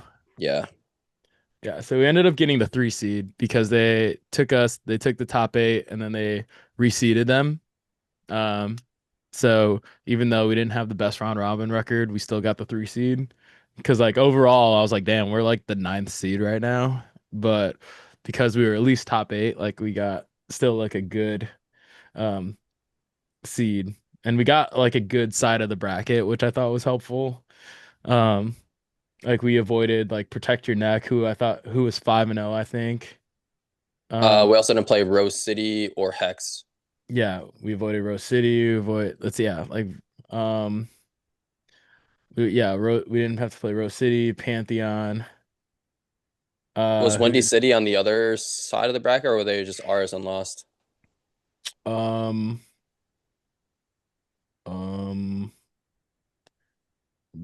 Windy City was on our side, but they lost to Precision. Okay. Yeah. They lost to Precision 5-2. Okay. Yeah. And then Class, I felt good about going into it. And then it feels good when we play Class, I'm not gonna lie. Yeah. And then Thorned Roses. Thorned Roses, like I know that they play a lot of no sting in that area. So I knew it'd be like kind of like an ugly game. And it was definitely an ugly. It was ugly. It was ugly. We'll just say it was ugly. Yeah, that's a nice way to say it. It was ugly. It was ugly, but we had to come back. We grinded it out. Yeah, we had to come back. We had to keep our composure. Yes. Yeah. There was one point though where I was like, we might have lost. I think it was like the last set maybe, and I think it was Matt threw a catch to Paul, and I was like, we might be fucked. Oh, okay. So that game, that's when I caught Matt back in and the no ball blocking. Yeah, I was like, we might be cooked because he threw like a seed right to Paul's stomach, and he just ate it. I was like, damn. He sure caught him. I was like, we might be cooked. And I was just thinking, the first thing that popped into my mind, I was like, damn, here come all the memes. Roasting chokes at nationals, flight chokes at nationals. Like that was like the first thing that popped into my brain when Matt threw that catch to Paul. I was like, shit, this is not good. Yeah, when I saw you threw that catch, I'm like, all right, well, that fucking sucks that Matt's off the court right now. But also, I'm like, it's kind of good too because he's the first catch back in. So like, we are a catching team. Someone will catch him, man. And I made my first catch all year. Yeah, I was like, yeah, I wasn't expecting it to be you, but Yeah, it was me and Dylan. I'm like, well, surely Dylan will catch him back in. but hey, whatever works. Yeah. Gaige, do you have any thoughts about these last two series? No, not a lot. I mean, it was kind of I guess, a wake-up call because, like you said, when we started this division too, like we're missing like almost half the team. So it was just hard trying to like really gel and like just like right off the bat have to go in and playing and not really get to talk to anybody yet. But yeah, I mean these USA rounds too, like let alone coming up in nationals, you have a lot of these teams that are coming through that are only really coming for a set division, and like when they come to play, they're coming to play that ball type. So like obviously when you look at Foam and Fortune coming through, like they came just for Foam and like they really balled out for it. So that's how I took it. Yeah, no, that's a good point. Yeah. So we beat Thorn Roses 3-2. Also, before I move on, this was Owen's first time playing No Stink. Did you guys know that? Yeah. Well, at least I did. He told me like the night before he had never played No He Stink. told me after we played. I'm like, what? This is the first time we picked up this ball and threw it? Yeah. Yeah, he was talking to me about the night before. He's like, yeah, like we don't play No Sting in Canada, but he's like, I'm gonna go out there, I'm gonna figure it out. And let's go, boys. You know, We're gonna go out fucking there rip and it. Let's go, throw boys. some rubber at some boys, and yeah. This fucking guy, man. Fucking love him. Love Owen. So our next series, so this was the semis. We played Precision. We ended up beating them 3-1, and yeah, that series was back and forth. There was a game, I think Gaige, you and I were the last two in against Akil. And I think he got you out, and I was kind of caught in no man's land, and I threw the ball. I'm like, if I get him out here, we win. If I miss, I'm 1,000% getting hit here. And that is exactly what happened. Oh no, because like I threw the ball and like I was tired as shit. And like I had so much sweat going into my eye at that point. But then like I threw the ball and like it hit him and it popped up. I'm like, he's gonna catch this too. And I'm like, all right, bet you have the ball right there, and you got him. And then you got him. And then like didn't that 1v1 go on for like a good minute? Yeah, that was the second to last game. We didn't play out that last game, but shout out Ben. So he sent me the video. So he had one ball. I hit him in the chest or the shoulder, I think. Or maybe I think he kind of dropped his ball. But long story short, he ended up catching my ball. He did lose the second ball, but he caught the ball before it hit the ground. So it was a bang bang play. We got the call. It should have been 2-2. But I would say watching it back, I don't know the exact rule because he did lose my ball or the ball he originally had in his hand. I would say, though, that he did catch my ball right before it hit the ground. So as the refs, it's a tough call. Unfortunately, Precision got screwed on that. And we got that point. So we were up 3-1 with like 30 seconds left. Wow. I got to rewatch that then. It was really close. But yeah, shout out Precision. They played us really close that series. Yeah. And then the finals. So we play Hex. Flight beats Hex 4-2. Who wants to go first about this? I mean, that was just really back and forth. I knew it was gonna be kind of like a faster paced, like momentum game. I think like the game plan it was really like a matchup of Matt and Pyan. Like if we had the opportunity to get Pyan off the court early, we definitely tried to do that. And I feel like the sets that we won, like Pyan was off the court early, and we definitely took advantage of that. So anytime Pyan didn't have a ball, we doubled or like pinched right. That was kind of like our game plan going in. Gaige, you got anything to add? No, it was a really good game. I mean, even like that first half too, like everyone, not just to say it was just the first half, but like right off rip, like everyone just had each other's backs. Like even when they were charging us, throwing at us, like we would punish them for it, and then everyone was just hitting their shots. Like it felt really good. Yeah, I will say leading up to this, I feel like not to brag, but I feel like I had some really big series, and I would say that this series for the entire day was probably my worst series. Where like I think I got Demonte out once, and I might have gotten like a few hits, but it was nothing crazy. Um, so yeah, I spent a lot of time watching you guys when. Fair. Yeah, no, the 1v whatever at the end gauge when you caught me back in, and then Matt caught Giancarlo back in. I mean, that was pretty much the series right there, in my opinion. Yeah, I There's still agree. plenty of Yeah. time, and they're a fast team, but they would have had to play extremely fast at that point. Mm.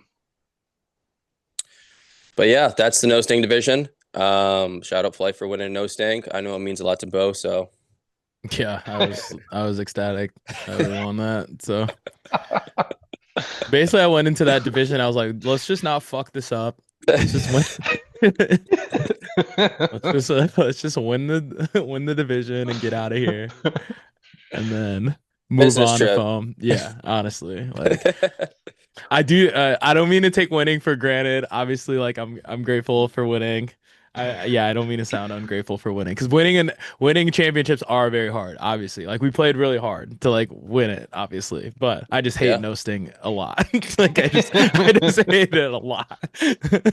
So, but like in the moment, like obviously, like I want to win badly. Like I hate losing more than I like winning. So I would have been fucking pissed if we would have lost. Like I played with Atomic X in the afternoon for mixed and we lost in the first round. I was fucking pissed for like an hour like afterwards and we were like the fucking last seed. So like we had no chance of winning like the whole thing, but I'm still like I expect to win everything. So I don't care if it's no sting. I still want to win. I feel that. I feel that. Yeah. All right, so let's move into foam. So foam, unfortunately, we did not finish in the top 8, so we had to work our way into it. So I'll just go through the teams. Some of these games are a little lopsided, but we played Category 5. We played Rose City Rebels. That was a very good series. We played Yes. Windy City. That was a series I was thinking about where Austin popped off. Then we played Bloodline, Berserk, all in round robin. Does anyone want to talk about any of these teams? Let me. Well, I'd say shout out to Nico. It was good to see him. I don't think I had gotten the chance to see him in a while. I think probably since Austria, and it was good to see him play. He did really good. Um, He fed so well on Windy City. yeah. No, yeah, I don't think I got the sun. I don't think he was there or no singer cloth, so I'm assuming that was like one of the days like he went there just specifically for that for. So he did really good. Bo, do you have anything to add about any of these teams that we just talked about? Not a ton, honestly.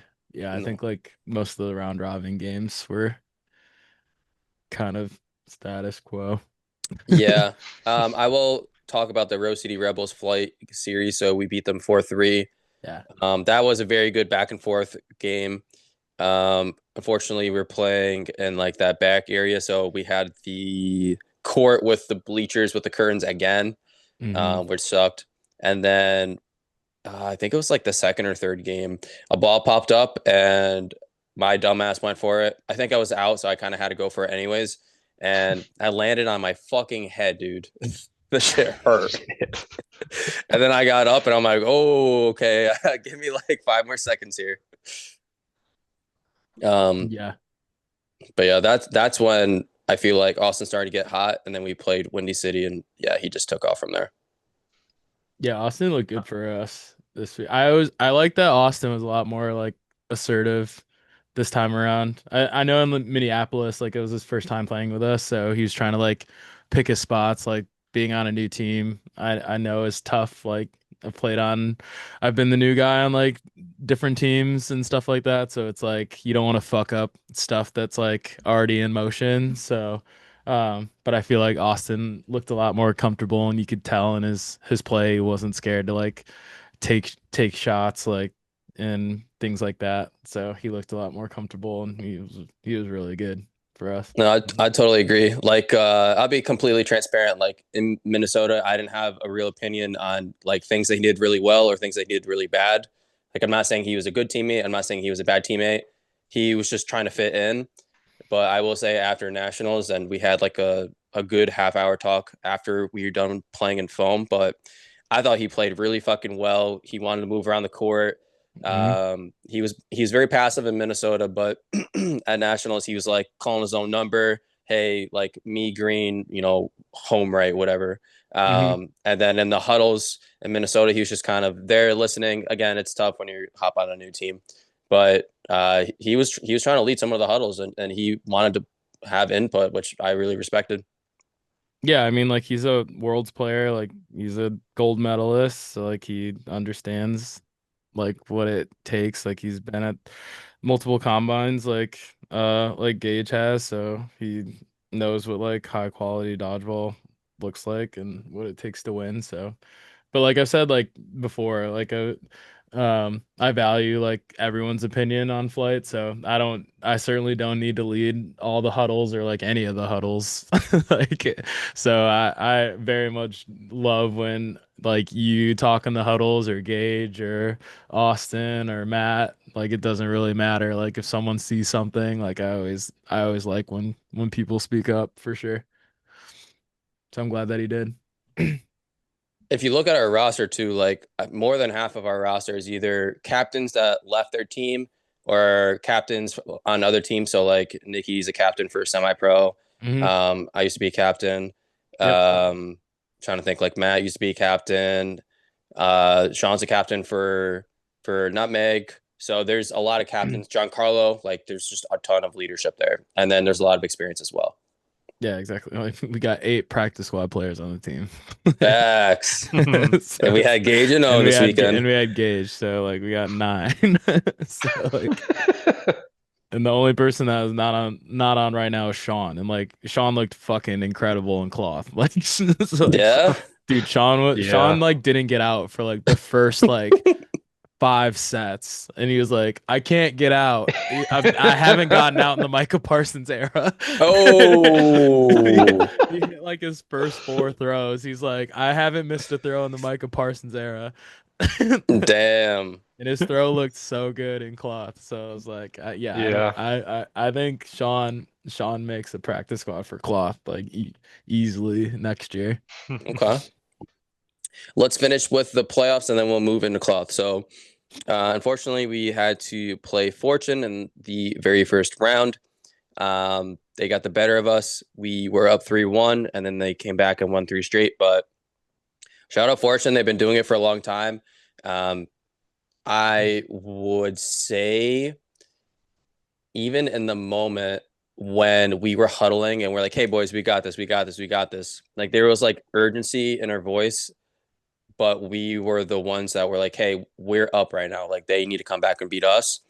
And then I look across the court and you could tell they didn't give a fuck. And I could just tell, like, they are not concerned whatsoever. They know they can come back on this very easily. It was a good fought series that went back and forth. And at the end of the day, they just beat us 3 games in a row. Yeah, I think they they made good adjustments. And they definitely pressed us a lot harder in like the second half of that series, and they took advantage of us. I don't think they missed on like any of their aways at all. Lou switched into the opposite corner. I think it was the 4th game. Mhm. And then Rue and the bigger guy named, Derek. is it Dylan or Brandon? Oh, Brandon. Oh, no, Brandon Brandon. Delmora. Fucking Yeah. killing it out of the middle. Yeah. Brandon played really well. Rue is playing really well. I mean, like they're big 4 of like Derek, Rue, Brandon, and Lou were like playing really, really well. And then you have like guys like Jensen and Roy who are like squirrely and like hard to hit. So there's no like really easy outs on that team. Nope. Even like Brandon, like he's not the most mobile, obviously, but like if you put it anywhere near him, like he's gonna catch it. Yeah, So and Bill Fisher, he plays really low to the and ground, yeah, sets up Bill very well. Fisher. Oh yeah, fuck. I didn't even Yeah. mention Bill Fisher. Like he's got a fucking cannon. Like Bill Fisher's got a fucking hose. And like and he throws these balls that are like 6 inches off the ground, but they carry the length of the court. Like so he's tough to play against. So I mean that team is loaded. And then they were already loaded without Derek, and then they had Derek Johnson. And like Derek Johnson's a fucking action figure. Like he's a machine. So they were just really tough. So I thought we played really, really well in the first 2 sets, and we kind of like punched them in the mouth, and they responded really well. And that's definitely a credit to like that's a Lou led team for sure. I feel like if Lou is not leading a team like that, like most teams would get punched in the mouth and kind of like crumble, but Lou is like a really good leader. So um, he definitely got those boys right for sure. What do you think, Gage? Yeah, no, I mean, just I got to keep reiterating, like Seattle's got it, dude. Like even when we played Berserk, like going, I think it was like March, I went to San Diego because like there was like another like their league out there. They hosted a tournament, but like they had some Seattle teams out there, and it's just like any tournament I go into, it sounds like people kind of overlook Seattle, and I don't, just because like I know like their focus is like foam first, but even then, like they're just like they have just so much natural talent, and like Fortune's always been that team that's been really good and consistent regardless of whatever ball type they play. um and like Lou, like open or mix, like he's just that he's got like a natural born leader of like people just want to follow like what he says or what he does too, and like he plays with heart. So like he just like really leads that team very well. But just watching us like play up against them too, like it was a really good game to play in, but like just watch overall, like it was cool to see how far like you guys on this team have came on flight, and like just play calling and like hitting the shots and like doing all the things too. Um just a good experience overall. We had like this one away. I think it was like the third game, where Giancarlo's next to me, Yeah. and Lou was in front of us and Derek, and Giancarlo got Derek, and then I got Lou, and I was like, Yep. ooh, That like was nasty. That yeah, was that. Oh my God. I'm like, I think we have this, and then Yeah. yeah, we Rue had like a 1v1 against me that lasted like I feel like it lasted like 2 or 3 minutes, but Yeah. maybe it was that long. I don't know, but No, I it was long. I couldn't pull it out for us. And then I think that's where some momentum was lost. Because I It was, think we only won one after that.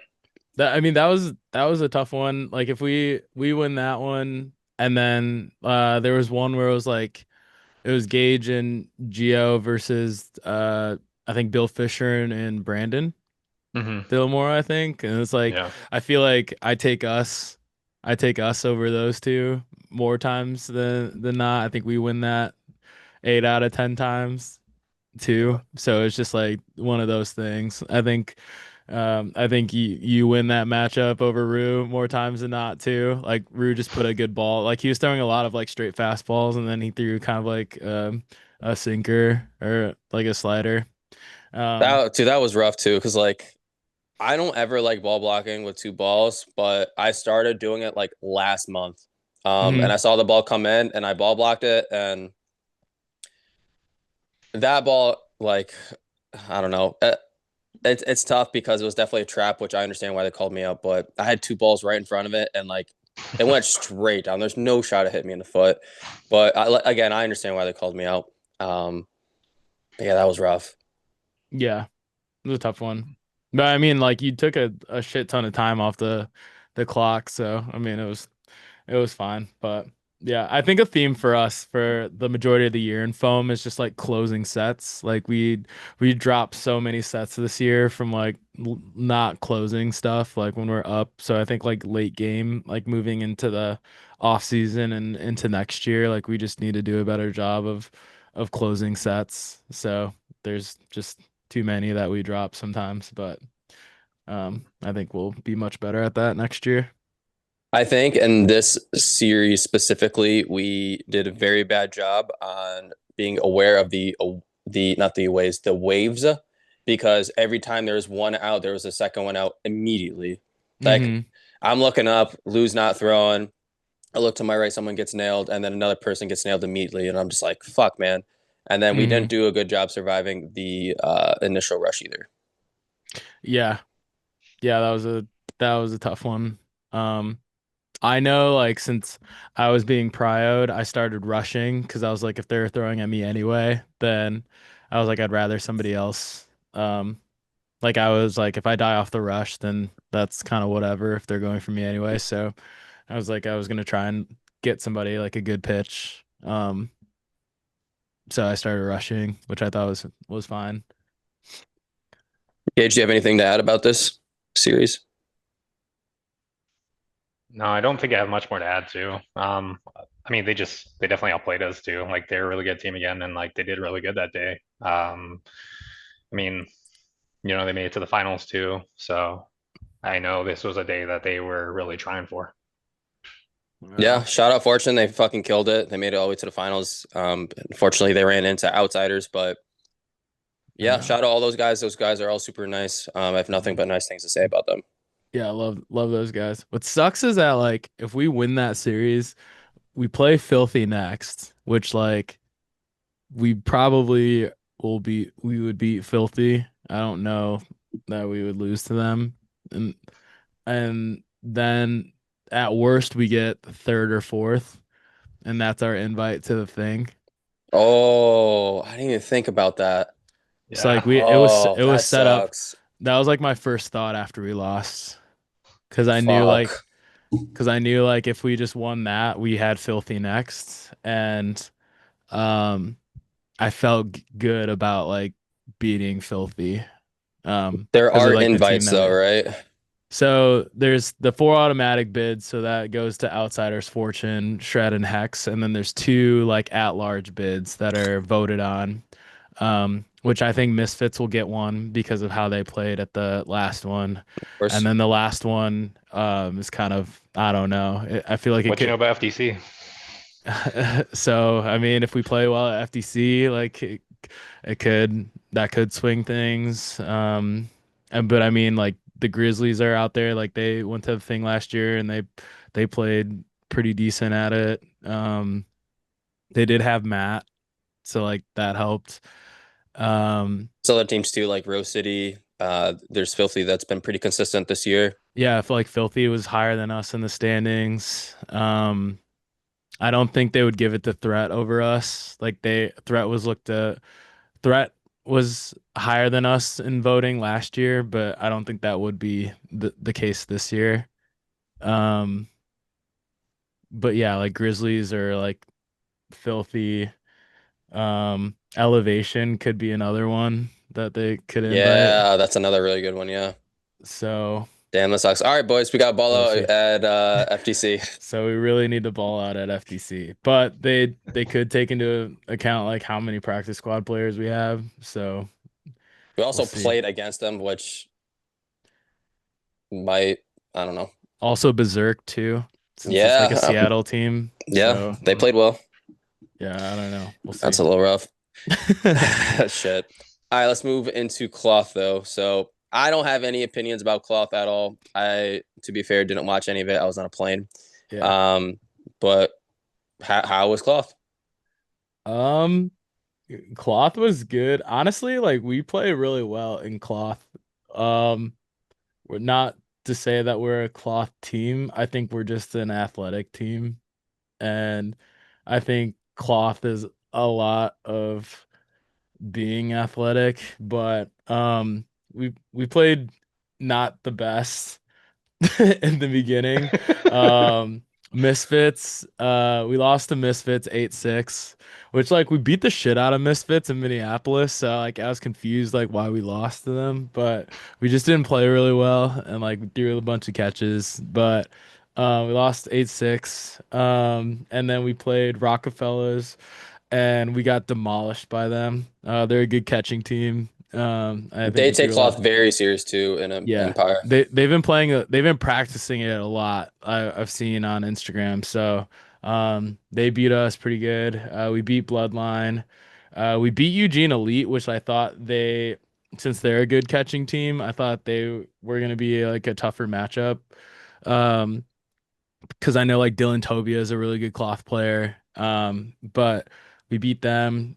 We beat Pantheon 12-2.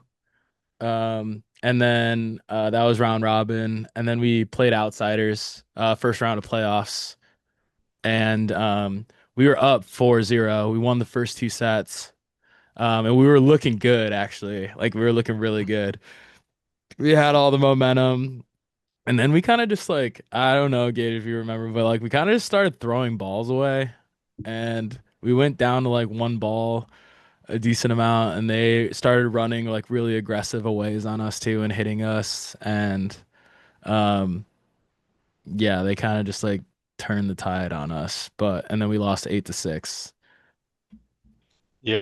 Yeah, we just kind of kept feeding into their ways, and it's just like we got into the swing of like trying to end the game, even though like cloth, you don't necessarily need to like get everyone out just to win. You just need to not lose. Survive Yeah. for 3 minutes. Pretty Yeah. much. Yeah. So, But but yeah, it was a good match. I mean, outsiders they made it to the final, I'm pretty sure, for cloth. Didn't they win it? Oh yeah, they won it, no, didn't they? Hex won. Oh yeah, Hex Oh, won. Hex won. Okay. Yeah, Hex won 13-9. But yeah, I mean like they beat the shit out of the Grizzlies, which like the Grizzlies are definitely a cloth team.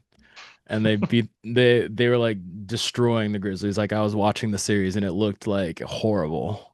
And it was like we don't even know the rules of cloth, and we lost to them 8-6. Like we're just throwing off vibes out. Yeah. Lost 8-6. So and they beat Shred 9-3. So like, like we're just I don't know, just trying to be athletes out there. But yeah, I mean last year nationals we got fourth. So a little step back, but we just got to watch film and improve our cloth game. I forgot that we got fourth last year. Well, Yeah. we made it into the top 8, and Flight wasn't in top 8 for cloth this year. Where were we? No, Yeah. no shot.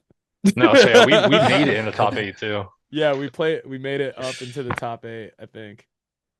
Or we made it. Oh yeah, For I don't cloth? know. Yeah. Yeah, I think so. Yeah, we're like that. Like that. And then we picked up Harley. Yeah, Harley played fucking awesome. And Harley's a great dude. Great dude, great teammate. I would love to play with Harley again. He was so jacked to play with us. I'm not gonna lie, when Harley came up and Seattle was like, "Yo, can I play with you guys?" Part of me was like, I kind of want to play cloth just to play with Harley. Yeah. Yeah. Dude, he was like such like a good he's just a good he's always smiling and like just like a good guy. I was feeling bad when we lost the first two matches because I was like, damn, I feel like he's not having a good experience because we're usually better than this. Boys. Boys. Boys. But then we started winning and like yeah. But he was like he's making like a bunch of catches. It was also like normally we would catch way more in cloth, and like we were just getting hit in the chest by balls that we would catch like 8 out of 10 times, and we just weren't catching them for some reason. And yeah, I don't know why we weren't catching them, but yeah. Harley was great. I would love to play foam with him. Have him play with us for foam sometime or something. That'd be dope. Yeah, that'd be sick. Or no sting, because he's Yeah, fucking pick him machine up. and no sting too. Yeah. Yep. But we're not playing that shit anymore. What? Or you guys can play that shit. All right. So before we get into the questions, what are some things that you guys thought we did well as a team this weekend? Gage, you can start being the new. I'd say right off bat, I guess like the vibes are really, I don't know if like you guys usually, this might sound bad, like crack jokes the way you do, but Yes. like the joking around, even on and off the court, like that, I just love the shit out of that. That was such a good experience. just kind of seeing the progression and like the ball types that we were all really trying for. That was really good. Um, and just kind of like feeding ideas off of everybody and um, the team chemistry too. To answer your question, yes, we do joke around like that all the time. all the time. We are probably the most unserious, like, good team in America. uh, yes, that's definitely us for sure. Yeah, I mean, we played a fucking division with honey pack wrappers in our our headbands, and then won the division for crying out loud.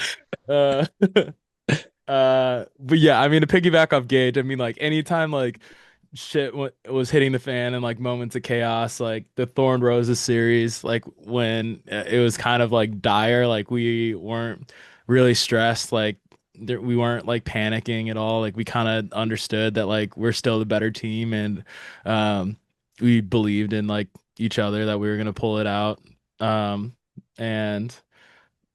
there was just like a high level of trust, like 1 through 8 or 1 through 9, depending on the division. Um, like I trust the guy to my left and to my right at all times, and I felt like that was the case 1 through 6 on the court. So it always feels good when you're on a team like that, and I feel like that's how like flight our team always is. But it helps at like a big tournament like nationals when you're playing all these good teams, when you feel good about like the guy on the left and the right, like you know what they're gonna do, and like you know they're gonna do it at a high level. Yeah, I totally agree. I thought we had really good chemistry, and I feel like every round this year we've had people that we've just picked up just because we couldn't really field a full team, including this as well. So like, and we didn't even mention this, but we picked up Jacob Falco too for no staying. Yep. But yeah, 1 through 9, when people are on the court, like you know that you can count on them. The vibes are always really high. People were moving around from different positions. So like Gage, you started in left corner, then I moved over. Then in the playoffs, Dylan moved over into the corner with Matt. So that's also very good that you have people on the court that can just play 1 through 6. Yeah, I feel like all of us can play like 1 through 6. Yeah, like I started off as a left corner, and it was like I don't even really like playing corner anymore. Like I'll do it, but I don't even really care to anymore. But yeah, it's really nice that it doesn't even matter. Like if you or Matt get out, like we can swing whoever over there, and it's like the train just keeps moving. Mm-hmm. What are some things that we need to work on as a team? So I have 3 things. I have surviving the opening rush, pitchbacks, and being better on our aways. Because I feel like we had tunnel vision when we played Corruption. When we played Berserk, all the aways were just straight, and they were catch, catch, catch, catch. Hmm. Yeah, I think like directional aways will be big for us. Moving on to next year, I think that starts with myself like calling better defensive calls. I think we can also mix in more like homes when we have 3 ball defense. Like when you play 3D, like you can do so many different things, which is one thing that I love that we started doing. Like in Tucson, we played a lot of 2D, and the middles we were getting destroyed. But then we started playing a lot more 3D over the course of the year, and we were just a lot more versatile as a team that way. Um, but yeah, I think calling more like away lefts or away rights or like away middles, like teams will just have no idea where the aways are coming from. And then uh yeah, teams can't like catch on to what we're doing. But I think like overall, like I think we need to play like faster, in my opinion, still. Like how we played in Seattle, like spending like the extra ball to get a prio. I think we need to do more of that as long as it's controlled and we understand like who the prios are prior to throwing that last ball. I think we can run more pinches. I don't think we do that enough.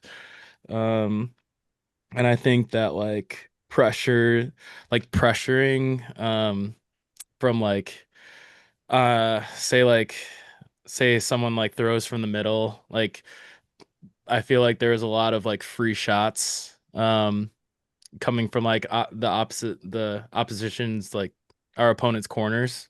Hmm. So like from Seattle, for example, like I was letting Lou get too many free shots like on our middles. And I feel like at like nationals, like teams like that we can't let our middles get teed off on and stuff like that. So we just need to like watch film and see how we can like protect each other. I think overall we got to protect each other better. Um, but yeah, I think like it's just little stuff, honestly. I think we're like a really good team. We're right there. Like there's no reason why we shouldn't be top four minimum at every tournament that we enter. I totally agree. I mean, going into, I guess you could say 2 seasons from now, my first season on Flight's first season ever. Yes, we won those two. We won the round in Chicago. We won 2 ball types. But that really wasn't our team. I think we can be honest with that. Mhm. But this year, we won 5, 4. 4. Won Tucson, Seattle, Boston, Nationals. Okay, we won 4. So I mean that's a big step up. There's a lot of things that we worked on. I think going into this past season, there's a lot of bigger things that we needed to work on, and we got different players on our team compared to the first season. Yeah. And I would say going into next season, there's a lot of smaller things that we need to work on. Yep. But I think they're all very fixable things. Yeah, definitely. And I think like more like consistency, like more like consistent core showing up at tournaments will be huge. And like, yeah, I think we'll be solid for sure. How about you, Gage? Yeah, I mean the core and the consistency is a big thing. But it's also like more, I guess like more experience because like I know like this team has obviously gone to a lot of like USA Premier Tour tournaments. And like while it's obviously optional about going to tournaments outside of the country, um, I guess that kind of feeds into one and the same too. Just because like you're getting the experience of like not just playing like so many different people, but also like maybe the same people that are getting far into these brackets too, and just kind of picking their knowledge on like what it is that they're doing or like what plays are they making that makes them a playoff player too. Because like I mean me myself too, like I do gotta pay respect to like obviously Hex too. Like they've given me so many opportunities to like be in those positions about making it to quarters, making it to semis, and then eventually finals. And like I definitely fumbled the bag on like making it or breaking it. But then like we've had the players that have been there and done that. So like I've gone to learn from that and then being able to do that too. Um, and then, like Bo said earlier about like closing games, just like we're definitely a top 8 team, definitely top 4 too, in my opinion. And it's just like when we close games, when we do start to do that too, that's gonna set us even higher. Because like that's what it came down to fortune, the last 2 games we close us out, then it's just like we take it even further in those brackets. Mm-hmm. I want to say in Minnesota, like when we weren't closing those, because that tournament was very frustrating for me. I think it was like a lot of pre-counters and giving up 5 balls. Like the other team didn't even throw a ball yet. We're like, shit, dude, someone's getting at least 3 balls put on them right here. Compared to this past weekend where it's just like little things like court awareness. I know shagging is tough, but like Bo, you're talking about like having to counter. It was extremely tough if you're playing on court 1, 2, or 3 in the corners. I'm For not sure. making excuses, but the balls were like literally hitting like that piece of metal and bouncing like Yeah. back in the air to them. Yeah. So it's just like, well, that's not on anyone here. Like, I Yeah. can't throw this ball because I'm giving them 5, and Yeah. unless it's hitting someone or someone's doing an amazing job shagging, like that shit's just going right back to them. Yeah, it's tough. Like you have to be so calculated, and it's like you have like a split second to like peek and see if you're gonna get that ball back to where then you can take that shot. It's really tough to do that. Yeah. And then last question, and we'll get into questions from the people. Do we have any team/players that stood out this weekend in your eyes? Um, it's a good question. Good question. I'm trying to think for Um, Gage, do you have any while Bo's thinking? Yeah, I mean, I just kind of want to, if I can, I just want to jump onto that last question that we had too, just something quick to end it off. But it's also like, playing for each other as well. I think that definitely goes a long way. Because like when you're in that mindset, especially our finals game too, it's just like, correct me if I'm wrong, but like I feel like we were all like playing for each other in that sense too, because like we just made it that fucking far. So like when you take it to that extent and like you have that chemistry, but you want to play for your teammates and not maybe it's like you're trying to play to prove something for like trying out for Team USA, but like playing for each other definitely goes a long way in my opinion. mhm.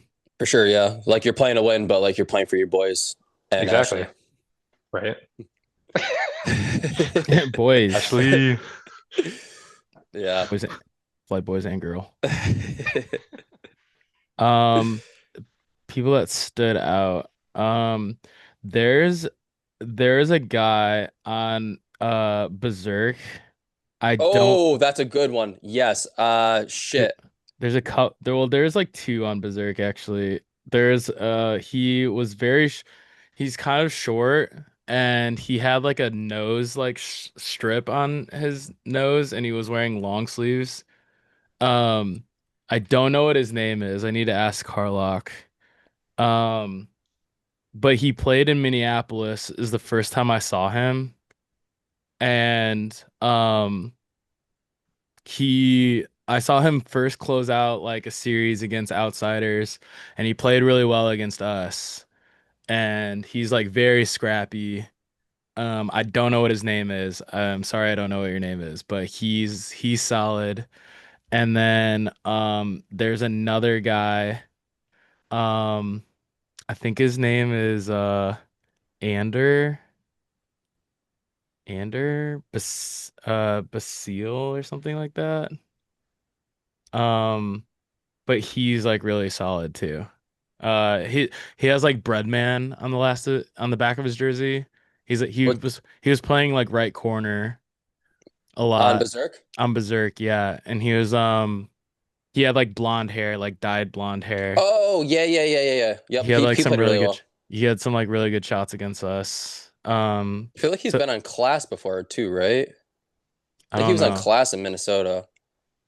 I think Maybe I'm misremembering. I've only seen him on Berserk before. We played him But in mix too. He played really well.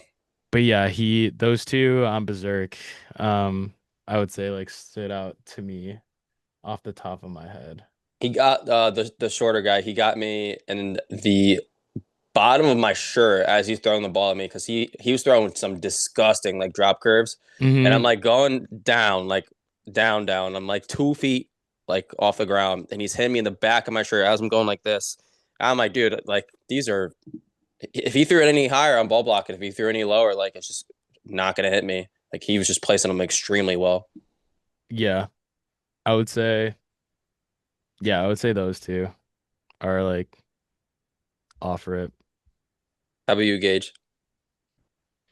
I have a couple. I know one right off the bat. I was watching one game like for cloth. Nick Dancheko, he kind of went off too. Like he was the last one in when it was Hex versus Anarchy, and it's just like you can tell that kid was trying his ass off. He was just trying to throw as hard as he could, but like he was throwing, like he was getting out of the way, and like he was hitting his shots, and like he caught one, and then like something happened. I think like there's a time. It wasn't a timeout, but like a play stopped, and like the game stopped for a minute.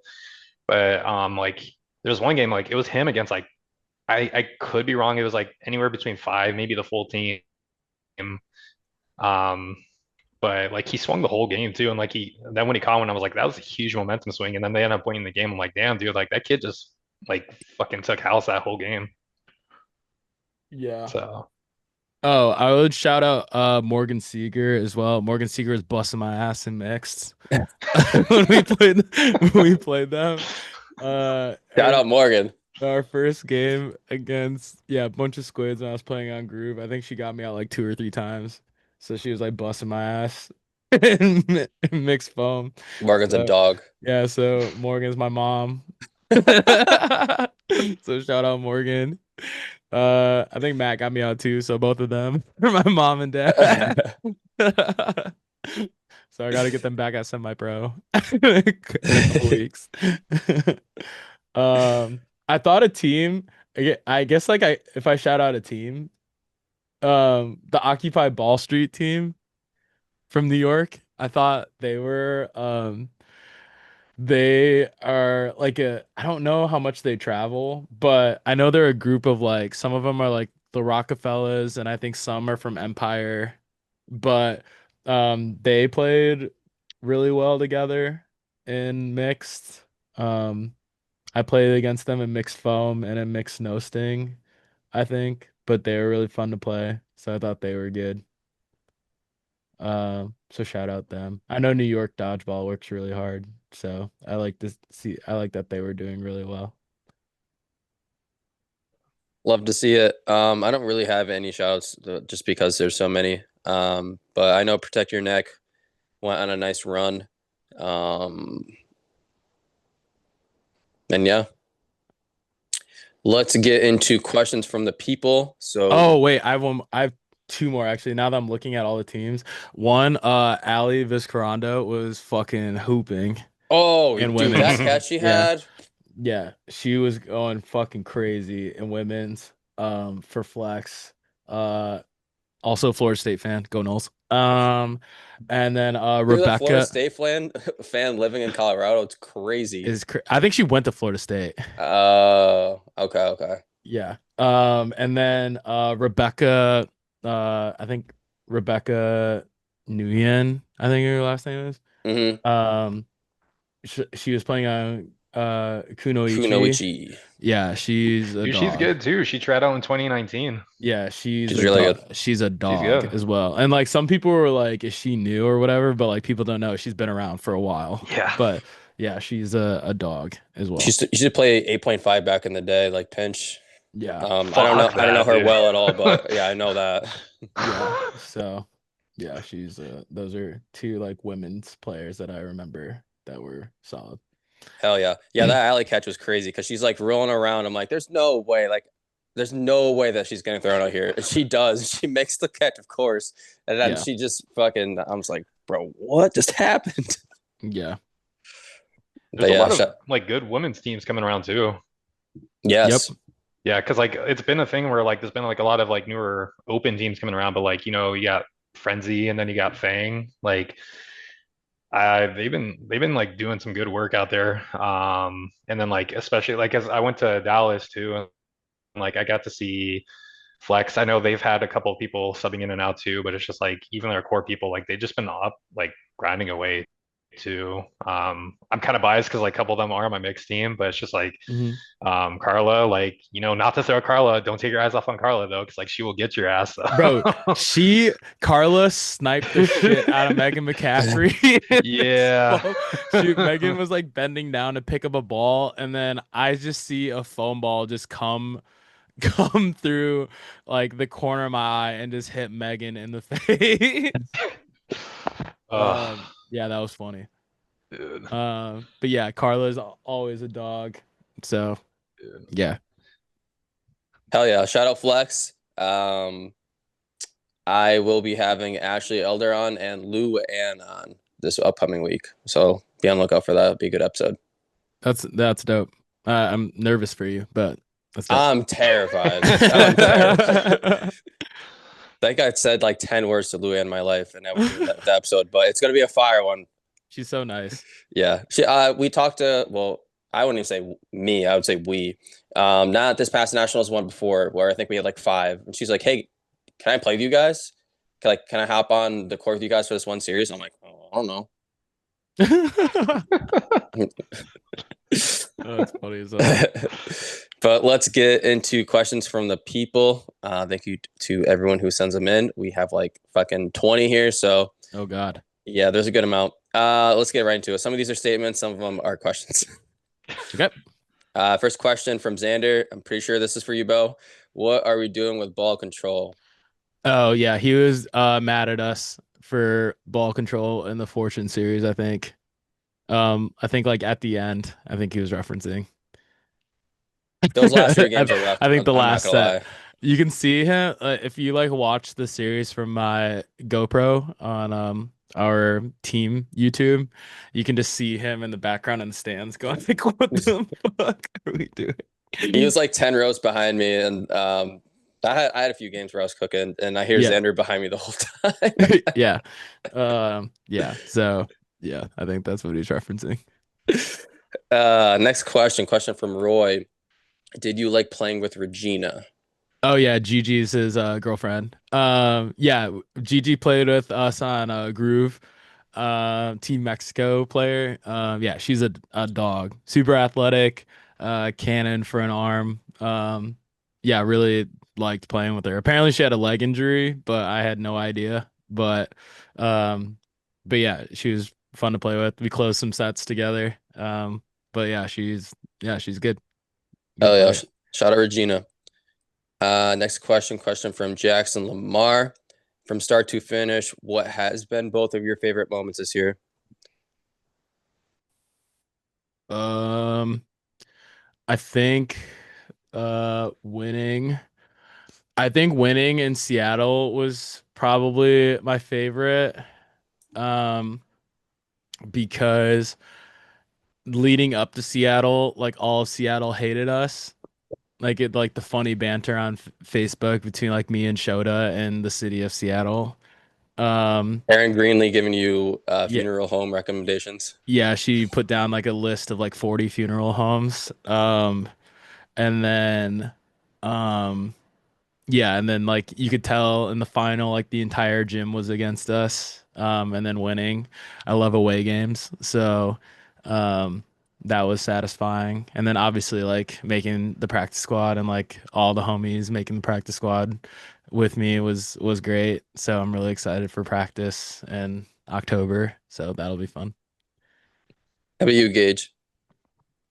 I got to agree with Bo. A little bit different, but kind of winning in Seattle too. The thing was, it's always going to be in every year. It's going to keep you in more competitive if you're going to continue to do it with like the invite only status. But like we at like previous years, especially on Hex, like we just the team has kind of kept building and building, and this past year, like we were just like dominant, and like we just wanted to win, and like we were hungry for that medal. So it's just like we went out there and we did the damn thing. So it was cool to like really go out there and like ball out. Um, yeah, and that's not the good, not to say like no practice was involved in that too, because like we were practicing on the weekends too. I mean, prior to that, like I think like our mixed team, we wanted not mixed, not maybe not relevant to that, but like mixed, like we were trying to like do better about like getting reps with each other too. So like it was like for a consistent while on Thursdays, like I would practice in like a local rec center or a gym, like racquetball court. And Brittany and I, we would like run a lot of drills, or we would just practice hitting the cone too. And it's something like we were both like week after week, we were showing like really good improvement too. And then I got to like running the mile and like showing continuous improvements on that. So it's just leading into that, that definitely helped. And like it was really cool to experience that and like come out with like a good win with the boys on that.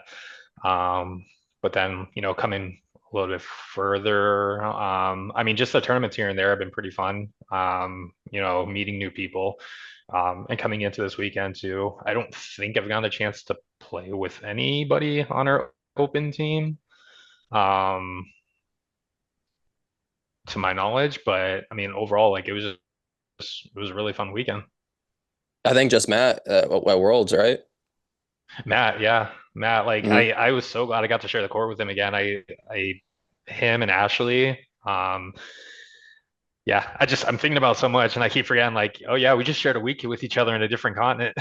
So, Yeah, but a lot no, of dodgeball. I oh so much dodgeball, but like I will forever like cherish like how much time we spent. Like any chance I get to spend like playing on another team with them, like I will always take it. Next question from Brittany Morales. Oh, I got a question. How much does team chemistry influence success? I'd say a lot because I mean, I definitely play harder for people that I like. So, so obviously I like everybody on my team. So, I definitely want to play super hard for them. So, and I want to win extra hard for them. So, um, yeah, and like I was saying earlier, like it's much easier to play on a team where you trust like the guy or girl next to you. And that's how I feel when I play on our team. So, and I know like I don't always have to have a ball in my hand for our team to be successful. Like I very willingly hand the ball to Gio or Miles or Austin or Ashley or whoever's next to me if I'm like missing, because I'm like we can send any three up there and like I feel good about any three on our team hitting somebody. So yeah, I just feel good about like who we have on our team. So that's huge. How about you, Gage? No, that means everything to me.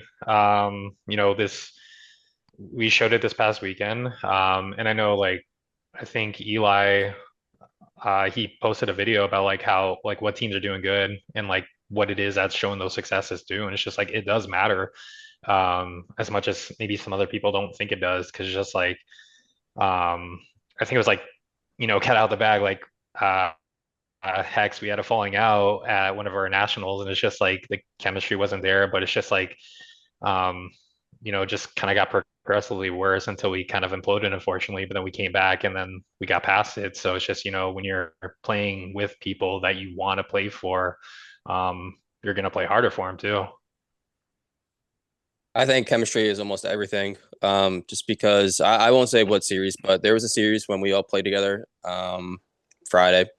And I was like, boys, if we win this next game, the series is over. And there's like 20 minutes left, but this team is so ready to implode on themselves. It's not even funny.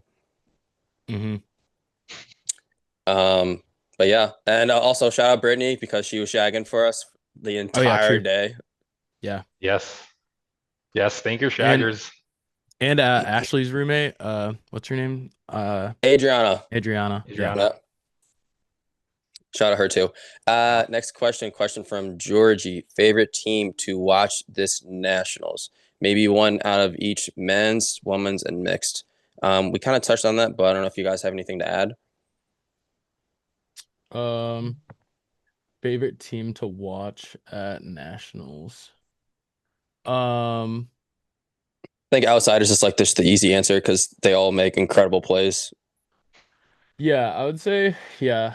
I mean, I think they're the sexy pick, I would say. I mean, Um, Shred's up there. Like, I like watching them play cloth. Mm. I like watching Shred play. I like watching I also like watching Misfits play because Misfits like they're so chaotic, but it's like organized chaos. And like when I talk to Brandon Officer about it or like Jordan, and it's like they know it's like kind of chaotic looking, but like they love it. And that's just how they play. So I think watching Misfits play is really interesting. So I would say them as well. And then Hex, because I mean like I like watching Pine and catch him. So and then for women teams, I like watching I like watching Flex because I think Flex they're just really good. They're insanely good. Um, I like I like Invasion. I really like Invasion because Invasion just has a bunch of dogs on their team. So I'm a big fan of Invasion. Um, yeah, I would say those two teams are my favorite. I mean, they're like probably the two best teams, so that's probably the easy pick, but I'd say those two. W Gage. Yeah, I'd have to agree because like I obviously helped Shag for Fang since Brittany was like helping us out too. But like they were doing really good. Flex was doing their thing too. They were kicking ass out there. Um, Fortune was doing really good. I liked watching them during their phone. Like I think their first game was against Hex, but like they were just like game one, like they were on it. So it was cool to see that. Um, and then Evasion too. Like I helped them Shag. So just a lot of different teams. You got Rue playing in like a polo with like Yeah. a necklace on, looking like a gym teacher, just casually fucking people up. I love Rue. Next And mixed question. berries. Oh yeah, mixed berries too. That's a good one. Another question from Georgie. How is the MRSA treatment going? Um, yeah, I'm just itchy everywhere. So, When I saw that, I'm like, bro, what is MRSA? yeah, I had no idea. All right, we got a bunch of questions from Henry. Henry is from Long Island. I don't know if you know him. I know you don't know him, Gage. Bo, do you know Henry? Yeah, I think I met him at Kevin Stannis's tournament like 2 years ago, I think. I think when I first met you, actually. Yeah. So funny enough, we won the tournament, and then we had Henry take pictures with us, even though he wasn't on our team, because we love Henry that much. Right. But first question from Henry: Who's got more Riz? Not me. That's for sure. Definitely not me, bro. I'm a dad. There's no shot. I think we're a Rizless team. Gage has the most Riz. Yeah, we'll just go with that. Another question from Henry: What's your go-to drink? Ooh. Uh, I'm a whiskey guy, so I love old fashions. Um, but I think if I'm just like I want to drink a billion drinks, I love a good like Sun Cruiser. I like twisted teas too, but I think they're like too sweet. So like I can only have like one or two. But like Sun Cruisers I could have like 50. The And Sun Cruisers are good. If they don't have twisted tea, Sun Cruiser is my next go-to drink for sure. yeah, I could have like 50 Sun Cruisers and be fine. The Arnie's like hard lemonade also slap, Yeah. especially when it's hot as fuck outside. How about you, Gage? I don't know. So New Orleans, so it's funny, we had one of our guys that moved to New Orleans. His name is Cal Butters, and like his thing was always tequila sunrise, and that's just kind of Mm. been growing on me. So like that's a go-to. Um, and then funny enough, like one of my favorite shows on Netflix is Cobra Kai. So like Coors Banquets, that's been growing on me. Oh, big Coors Mm. guy, huh? Yeah, yeah, Hell yeah. I like a good Coors. I'm not a big beer guy anymore, but like if it's cold outside, like having a beer outside is pretty sick. yeah. That and ciders. Yeah, I used to fuck Angry Orchard up back in the day. Yeah, Chris cider is nice. It's almost cider season too, boys. Yeah. Facts. Apple cider donuts Oh, Another question, 1v1, who winning? between me and Gage. Yeah. Um, that would be a tough one. I feel like Gage has better stamina, so I feel like Gage would wear me down. So unless I beat him early, I'm gonna say Gage. I I kind of feel agree like with that. What do you think, Gage? Gage can play forever. I don't know. It's gonna sound stupid. I like to prove it in person. I hate to talk on it, you know? Yeah. Yeah, Hey, okay. Jeremy might listen to this and set that up. Yeah, facts. Shit. Gage, do you remember when we had that 1v1 two nationals ago for like 3 minutes? Oh yeah. Yeah. Yeah. We were both I was playing the like, damn, same dude. exact way, and I'm like, this is gonna last forever. I was like, thank God he fucking caught it because I'm tired. Yo, I landed on my hip too, and that hurt so bad. Yeah. All right. The last question from Henry. What's your guys' overall breakdown stats if you had player cards? That's actually a really good question. I Wait, say know. it again. What's your overall breakdown stats if you had player cards? Is this like grades I or think like overalls, like numbers? I don't know. I think grades is easier. Yeah. Um, I don't know. Like what I don't even know what the categories would be. Uh, I mean, I would say like my if we did just like offense and defense, I would say my defense is probably like a C minus. And then my offense is probably like a B plus is probably where I would put myself. I'd say like intangibles is probably like a B to B plus. Uh, and then yeah, that's probably if we were doing those three things. Vibes A plus. Vibes A plus Yeah. plus W's in the Vibes W. W's in the Vibes W. but yeah, I mean, personally, like ball blocking, I gotta get much better at that. But I mean, like off ball, like dodging, I've gotten a lot better at. Um, like surviving without a ball, I've gotten a lot better at. Like catching, I've gotten a lot better at. But yeah, like blocking, I've gotten a lot better at. But I still need to work on that still. You For didn't sure. jump into anyone this weekend too, unless you did in cloth. I did not. Oh shit. Did not. On the come up. Yeah. So How about you, Gage? Um, I don't know. That's interesting to try to answer too. Yeah. I don't know if I had to like mimic what Bo said. I don't know. If you're talking like defense, like I feel like I do really well at that just because like that's like to me, that's like the most fun when you're talking dodgeball because like I like kind of playing tag in that sense about like, you could throw the ball, but then like you have to try to get me now. So it's just fun trying to see like someone trying to get me and then like trying to get out the way or like just having a miss. So I don't know. That's why that's probably like the most fun I like about dodgeball. It's like being able to like dodge and just like move and kind of play freely, especially when you're like the last person in. Trying to think. I don't know, catching, it's not my strong suit, but like when I catch, like it feels good too. Regardless of like who's throwing, just because like again, I don't think I'm the best catcher, but it feels satisfying when you do catch. Um, I think you're a really good catcher. I think you have a big catch radius, which I didn't think that until we played this past weekend, but I always thought like you were kind of like a catcher like me. Like if it's on me, I'll catch it, but I'm not reaching for it. And even when it's on me, it's not a guaranteed catch. But yeah, I mean, you were hands catching this past weekend.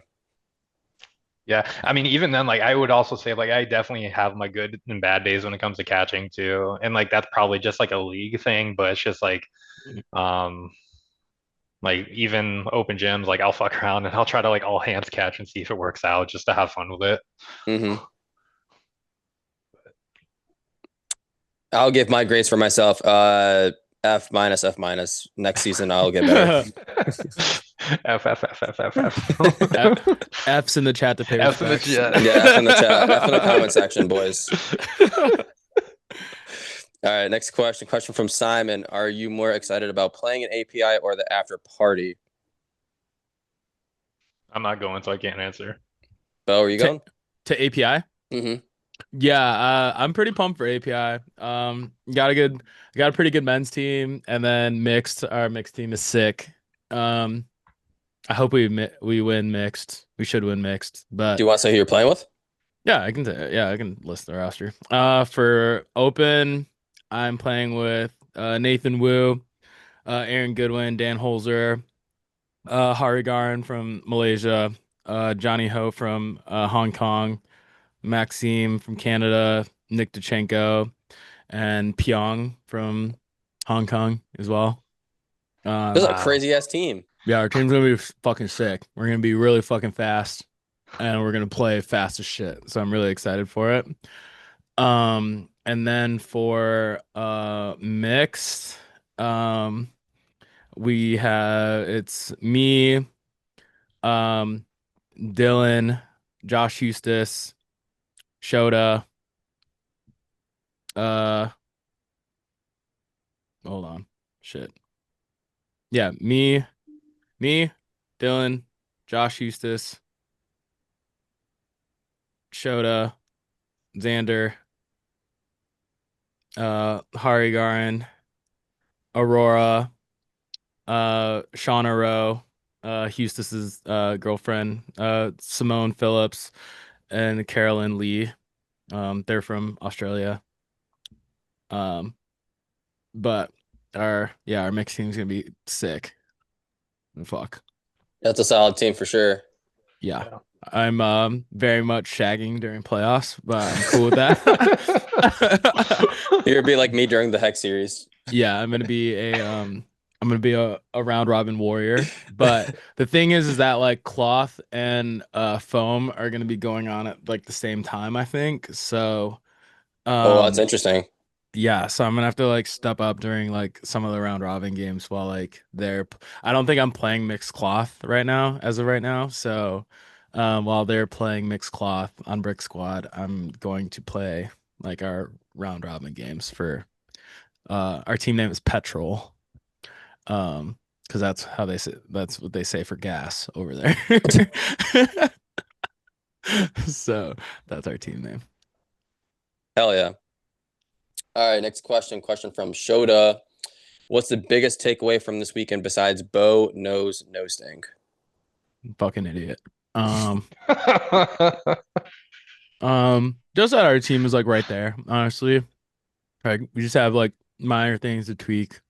I think if we have Matt there, that helps. I think if we have Matt, we probably win that Fortune series because that's just like another extra person that like weapon for us. And I think Matt would lock down would be another person to help like lock down somebody as well. So Who was in the other corner? it was Derek. Derek, it was like a combination. It was like Derek, Rue, and Lou were Okay, like because they're kind of like Lou was in front switching. of me for the first 3 games with Derek next to him. Oh yeah, and then I think Rue started on the other side, and then they moved him to the middle at some point. Mhm. Yeah, so I think Matt being there would have been helpful, but overall, like my main takeaway is that like we're right there. I mean, I wasn't, I was beat up because like that was like our invite to the thing right there, but overall as a team, like I felt good about like where we're at. Gage, got anything to add? What was it? It was takeaways from this weekend. Mm-hmm.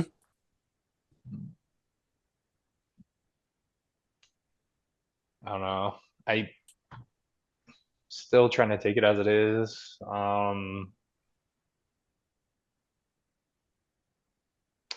I don't know.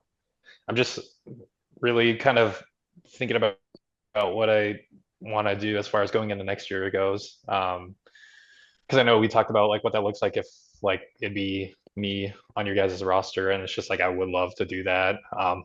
It's just I hate to say it for myself. I'm not the best at committing, but like um I mean this weekend definitely helped a lot for wanting to, join you guys and like just going further and like just kind of growing on the chemistry and the team that you guys have built. Like guys Um with commitment issues, that's crazy. That's crazy. Yeah, you're gonna fit right on flight, dude. That's crazy. Crazy. Girls listening to this would be like, "Oh, he's such a man." Yeah. I can change him. He's such a man. Okay. All right, we don't touch on that anymore. Not a question, but a statement from John Gatlin. Bo, tease the next flight jersey so I can manage to prepare to spend my money. LOL. So I mean, I mentioned that I kind of want to redo the baby blue ones. But I think like the next one that we'll probably do are the black ones. Uh, unless like the team wants to do baby blue ones next, but we can talk with the team. But yeah, main ones I think main thought is like black with like a sunset vibe, but after thinking about like maybe doing black and baby blue, I think that'd be kind of sick. So I don't know. Those are my kind of thoughts. Okay. just do a black with like the inside of an airplane cabin illuminated Facts. like Oh, Oh, yeah. that'd be crazy. Bo's like the stewardess. Facts. Or maybe our jerseys are just like stewardess outfits. Oh, I like That'd be that. Switch it up a little bit. That'd be crazy. Someone's a pilot. Yeah. I saw somebody on like the category 5 team that we played. Like it was like I thought he was wearing like a quarter zip, but it was like a jersey. Like Hmm. he was wearing like that's what the jersey looked like. It was like the jersey was supposed to look like a shirt that was like coming apart or something like that. Or that was supposed to look like a button up with like some of the buttons undone. Was it like how Malaysia did their jerseys last year for Worlds? Uh, kind of. You would have to like watch the video, like the YouTube game that of our game against them. But yeah, it was weird. But yeah, we can make like stewardess jerseys like that. I would go crazy. But yeah, probably like the sunset ones will probably be our next one, or maybe something baby blue related. I think either way they'll be fire. Yeah, all our jerseys are fire. Next question from John Gatlin again for Gaihj. How much did that pickle I got you impact your performance? Love you, bro. Dude, let me tell you, it helped. All right. Going because like I think that was also like right before mixed or maybe like 1 or 2 games in the mixed. But that was clutch though. So I definitely appreciate that. Shout out, John. Shout out, John. Next question from Pierce McKenna. Favorite flight sub ins? Well, Pierce is 1-for-1 with us. So in a championship. So shout out Pierce. So is Gaihj. So is Gaihj. And Dylan Cruz is 2-for-2. Dylan is 2-for-2. Hashi and Logan are 1-for-1. Dan Alport. Dan Connor Block, Allport is Nick 1-for-1. Yeah, we've had like a lot of good ones. Yeah, I mean, it's nice that people do want to play with us. I think that's like a credit to like us being nice people and like good teammates that people want to play with us. So fortunate that people say yes to us when we ask if they want to play. But yeah, I don't know. I mean, everyone's been like great. So I also like wouldn't ask someone to play with us if I didn't think that they would be a good teammate or like a good culture fit too, because I think that matters the most. I don't care if like you're the best player in the world, but if you're not a good culture fit, I can't have you on the team with us. Totally agree. We also had Jacob this year and Chris Brand. Yeah, Jacob and Chris, like Jacob's a fucking riot. So is Chris. So like those two are fucking hilarious. And they're good players too. Like Jacob's gotten so much better like year over year. And Chris too. I know Chris is gonna try and make a run at cloth practice squad next year, and I think he's got a good body type for it, and he's really fucking athletic. So I think he could easily make it. Okay. Next question from Joey Kramer for Bo. How have you adjusted your game plan since post injury? Are you focusing on different things, or are you the same style of player? I feel like I haven't really adjusted it that much because I tried to make it to where like my Achilles injury didn't like change me that much. I feel like I like fly around the same. I don't jump nearly as much, mainly because like you shouldn't jump in dodgeball because then you just get hit on the way down. I jumped a lot more like pre-injury. But I would say that, yeah, I don't think it really changed that much, to be honest. And that was purposeful because I didn't want it to like change me at all. Another question from Joey for Gaihj. A lot of players lose some of their athleticism as they age, but as you continue, it seems that you only pushing your limits further. You are only pushing limits further. Is there a confidence thing, fitness? Why are you more acrobatic now than when you first started? Yeah, I saw this question too. I was thinking about it just because like outside of like I guess how he says I've moved in the past, like um I think stretching is like definitely a big thing too. Fun enough, like even though I did cramp, like I thought like I was just taking in a lot of like hydration into consideration. But I mean stretching is definitely a big thing too, as far as like endurance. Um but I don't know, like other than that, I don't know if I think about it a whole lot other than like I know like obviously I'm gonna get older and like it's not gonna be something I'm gonna be like I'm gonna have forever either. So just kind of enjoying it while like enjoying the youth while you got it. But I We're don't know. both the same age too, right? I think. Who? We're both the same age, right? I'm 27. Oh, okay. I'm 29. I'm not laughing at you. I got a funny text.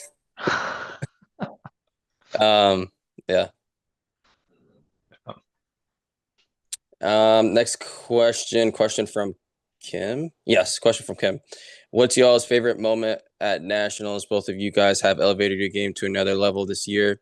What contributed to that, and how are you continuing to get better? I think I just had a lot of goals this year, and I was really motivated to like continue to um like rehab my injury and like keep like working through that. It's like I even like last season I didn't really feel remotely 100% until like even like nationals last year. It was probably the best that I had felt to where I was like somewhat normal moving around. And then like this full year I felt really good moving around. But like obviously I had goals of like playing, like making the practice squad, and I just wanted to win really, really bad this year. Like I felt like we were getting somewhat close last year, and us losing to Berserk at nationals like really irritated the shit out of me like all off season. So I just really wanted to avoid that happening this year. I just didn't want to have that feeling ever again. Like that played in my mind so much. Like all the people that were watching us and like the majority of them wanted us to lose because they knew like Berserk was technically like the underdog, I guess, at the time, even though they're like really good players. Um, but yeah, like I just don't forget that feeling like even now. So like I'm just desperate to not have that feeling. So I think that's what keeps motivating me to keep trying to get better. And I want to Yeah, make that the team, like the USA team for November. So of course. Yeah, no, that was rough because we that game lasted a long time. All the games around us ended. Then everyone's watching us, and then just how we lost in that last game was very frustrating.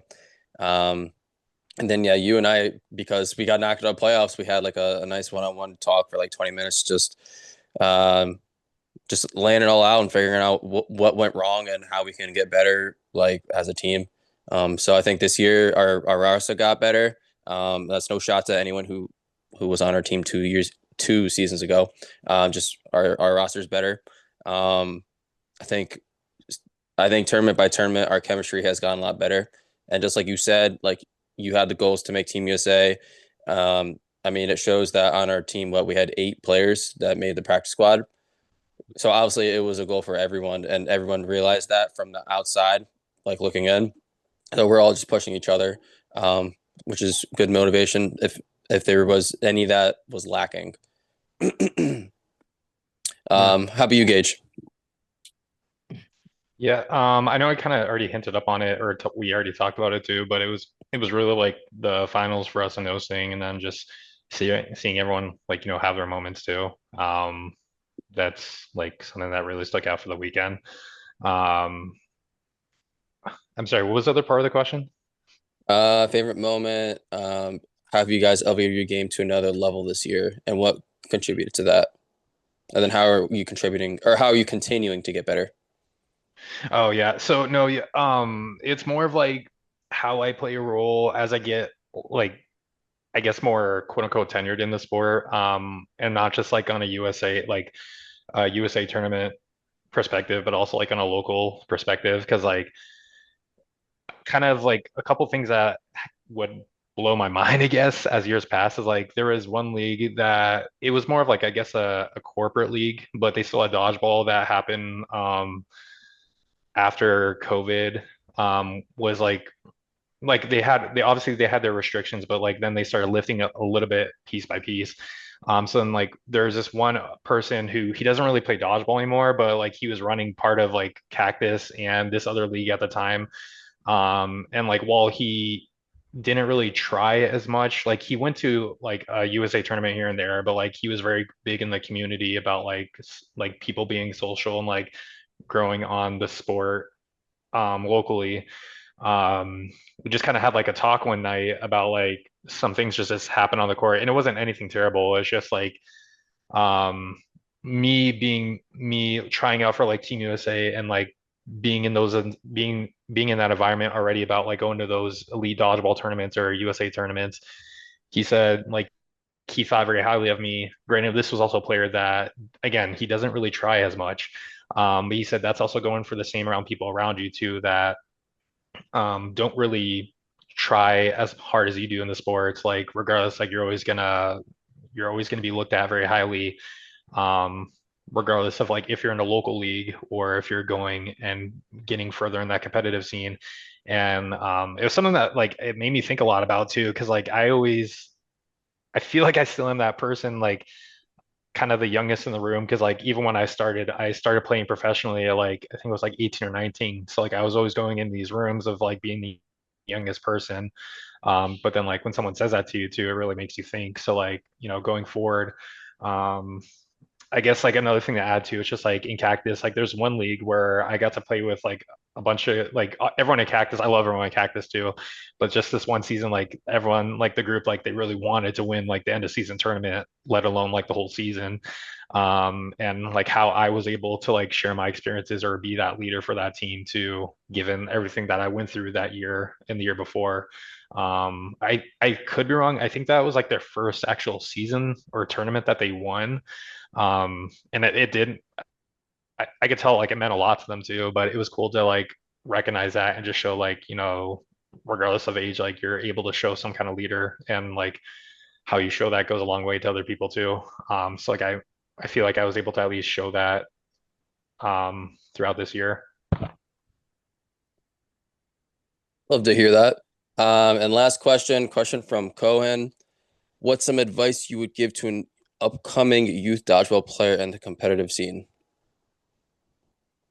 I feel like he asks that a lot, and I don't want to give the same answer, but I feel like I don't have anything else to add, outside of the fact that like he crushes it.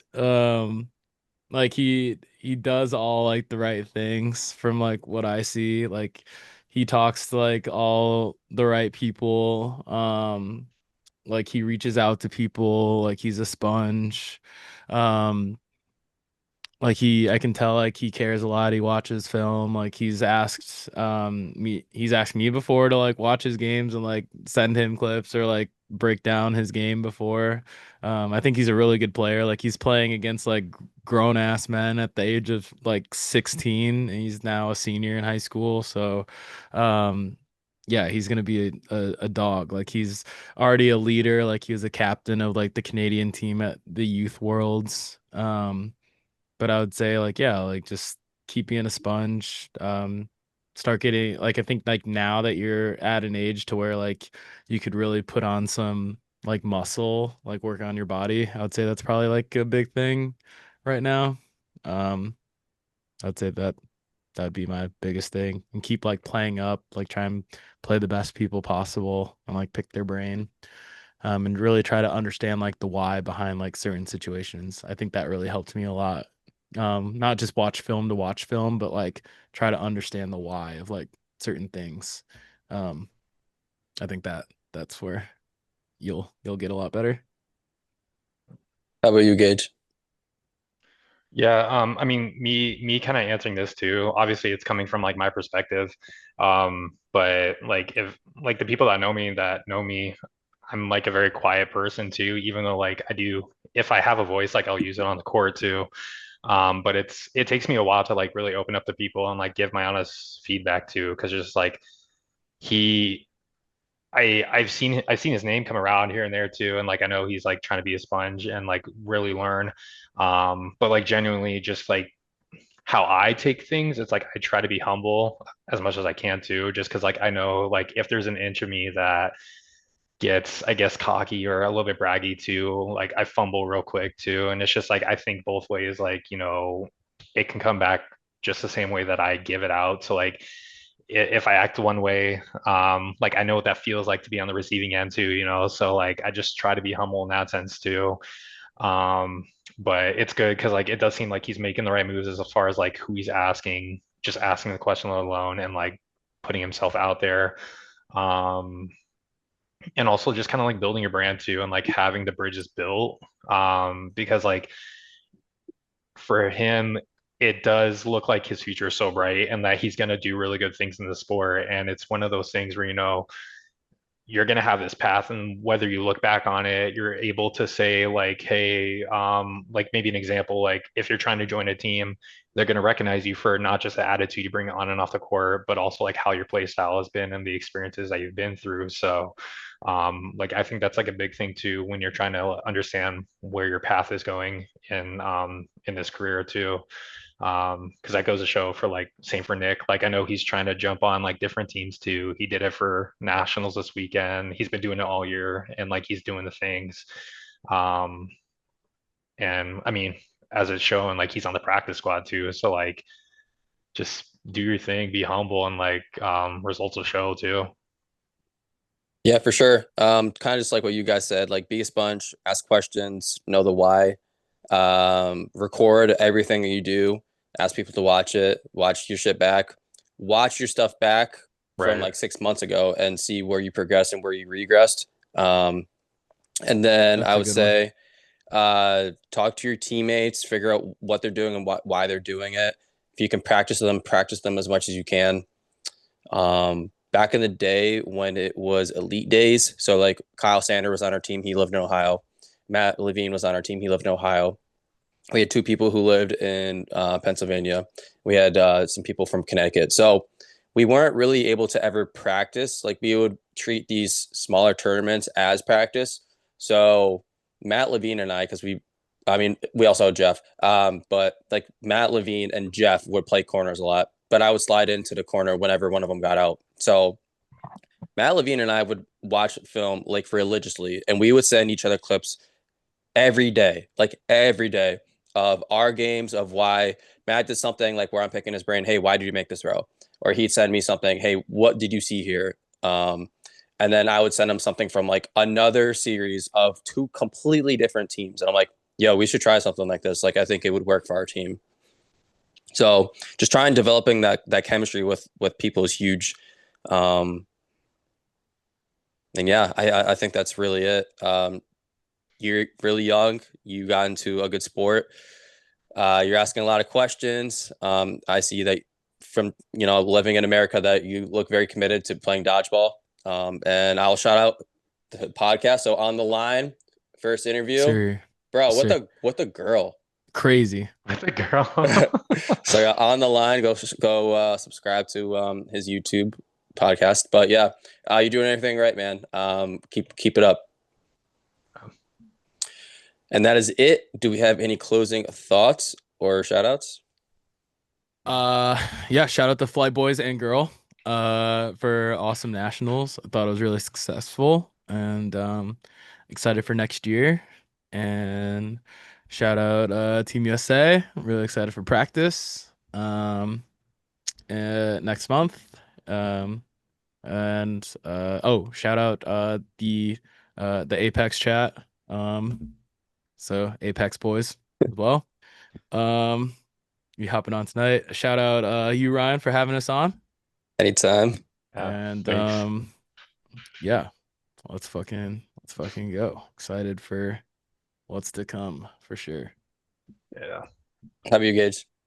Definitely shout out to all the leagues. Because like especially for going to the thing, I was able to attend in Seattle Dodgeball, like Green Lake, and they had another league. I think it was on Monday night too, or not league, but like open gyms. Like shout out Seattle Dodgeball, like they're doing really good things. I got to talk to Sam. Love Philly Dodgeball. Shout out Philly Dodgeball.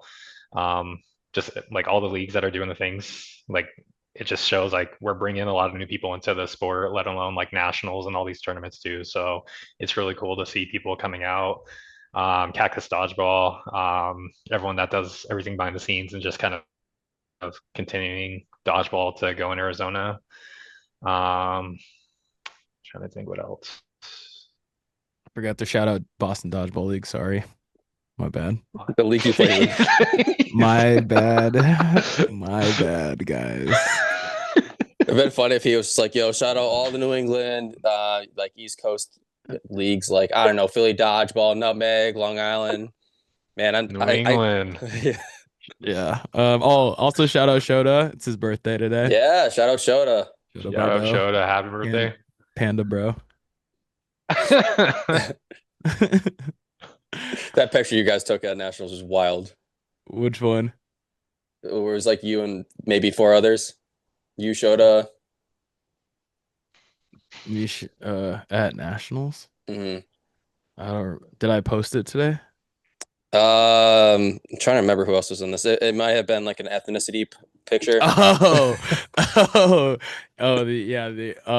all Asians picture. Yeah. Yeah. That's hilarious. Someone was making a crazy The face in that barbecue. Yeah, the cookout photo. The cookout. That's hilarious. Oh man. Yeah, shout out Barbo. Shout out.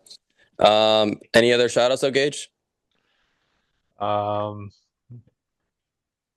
I think that was it. Just been a cool year. I know the year's not over yet, but it's been a good year so far. So appreciate everyone that's been helping me along the journey too. Whether it's through practice and yeah, I think Hell that's yeah. it.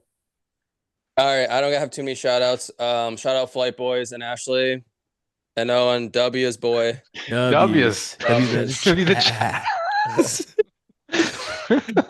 Shout out the Eagles, go Birds. Shout out Micah Parsons. That was really cool. You're not on the Cowboys anymore. Dude, fuck that. Yeah, that sucks for you, Bo. Yeah. That was my hell for like 4 years. Shout out Jalen Brunson. Shout out Twisted Teeth. Oh, also your fucking thumbnail for the Nationals was fucking crazy, by the way. Gage, I don't know if you saw it, but it's like a picture of Travis Kelce and Taylor Swift, like their engagement picture. And like there's like he wrote Bo on Travis Kelce and no sting on Taylor Swift. It's fucking crazy. And that's his YouTube thumbnail for his the videos from my YouTube Nationals. thumbnails are crazy. Yeah, that is fucking insane. I have so much fun making them. It's not even funny. I was like, you gotta be fucking kidding me. But anyway, my thumbnail from the semi-pro is Jordan and Giancarlo in the bra. That's all. That rocks. It was from the LA Kick Instagram story. Like it was a legit picture. Yeah, I saw that. Yeah, no, I saw that. So that's it, boys. Thank you for hopping on. Yes, sir. Sweet. Thanks. Peace.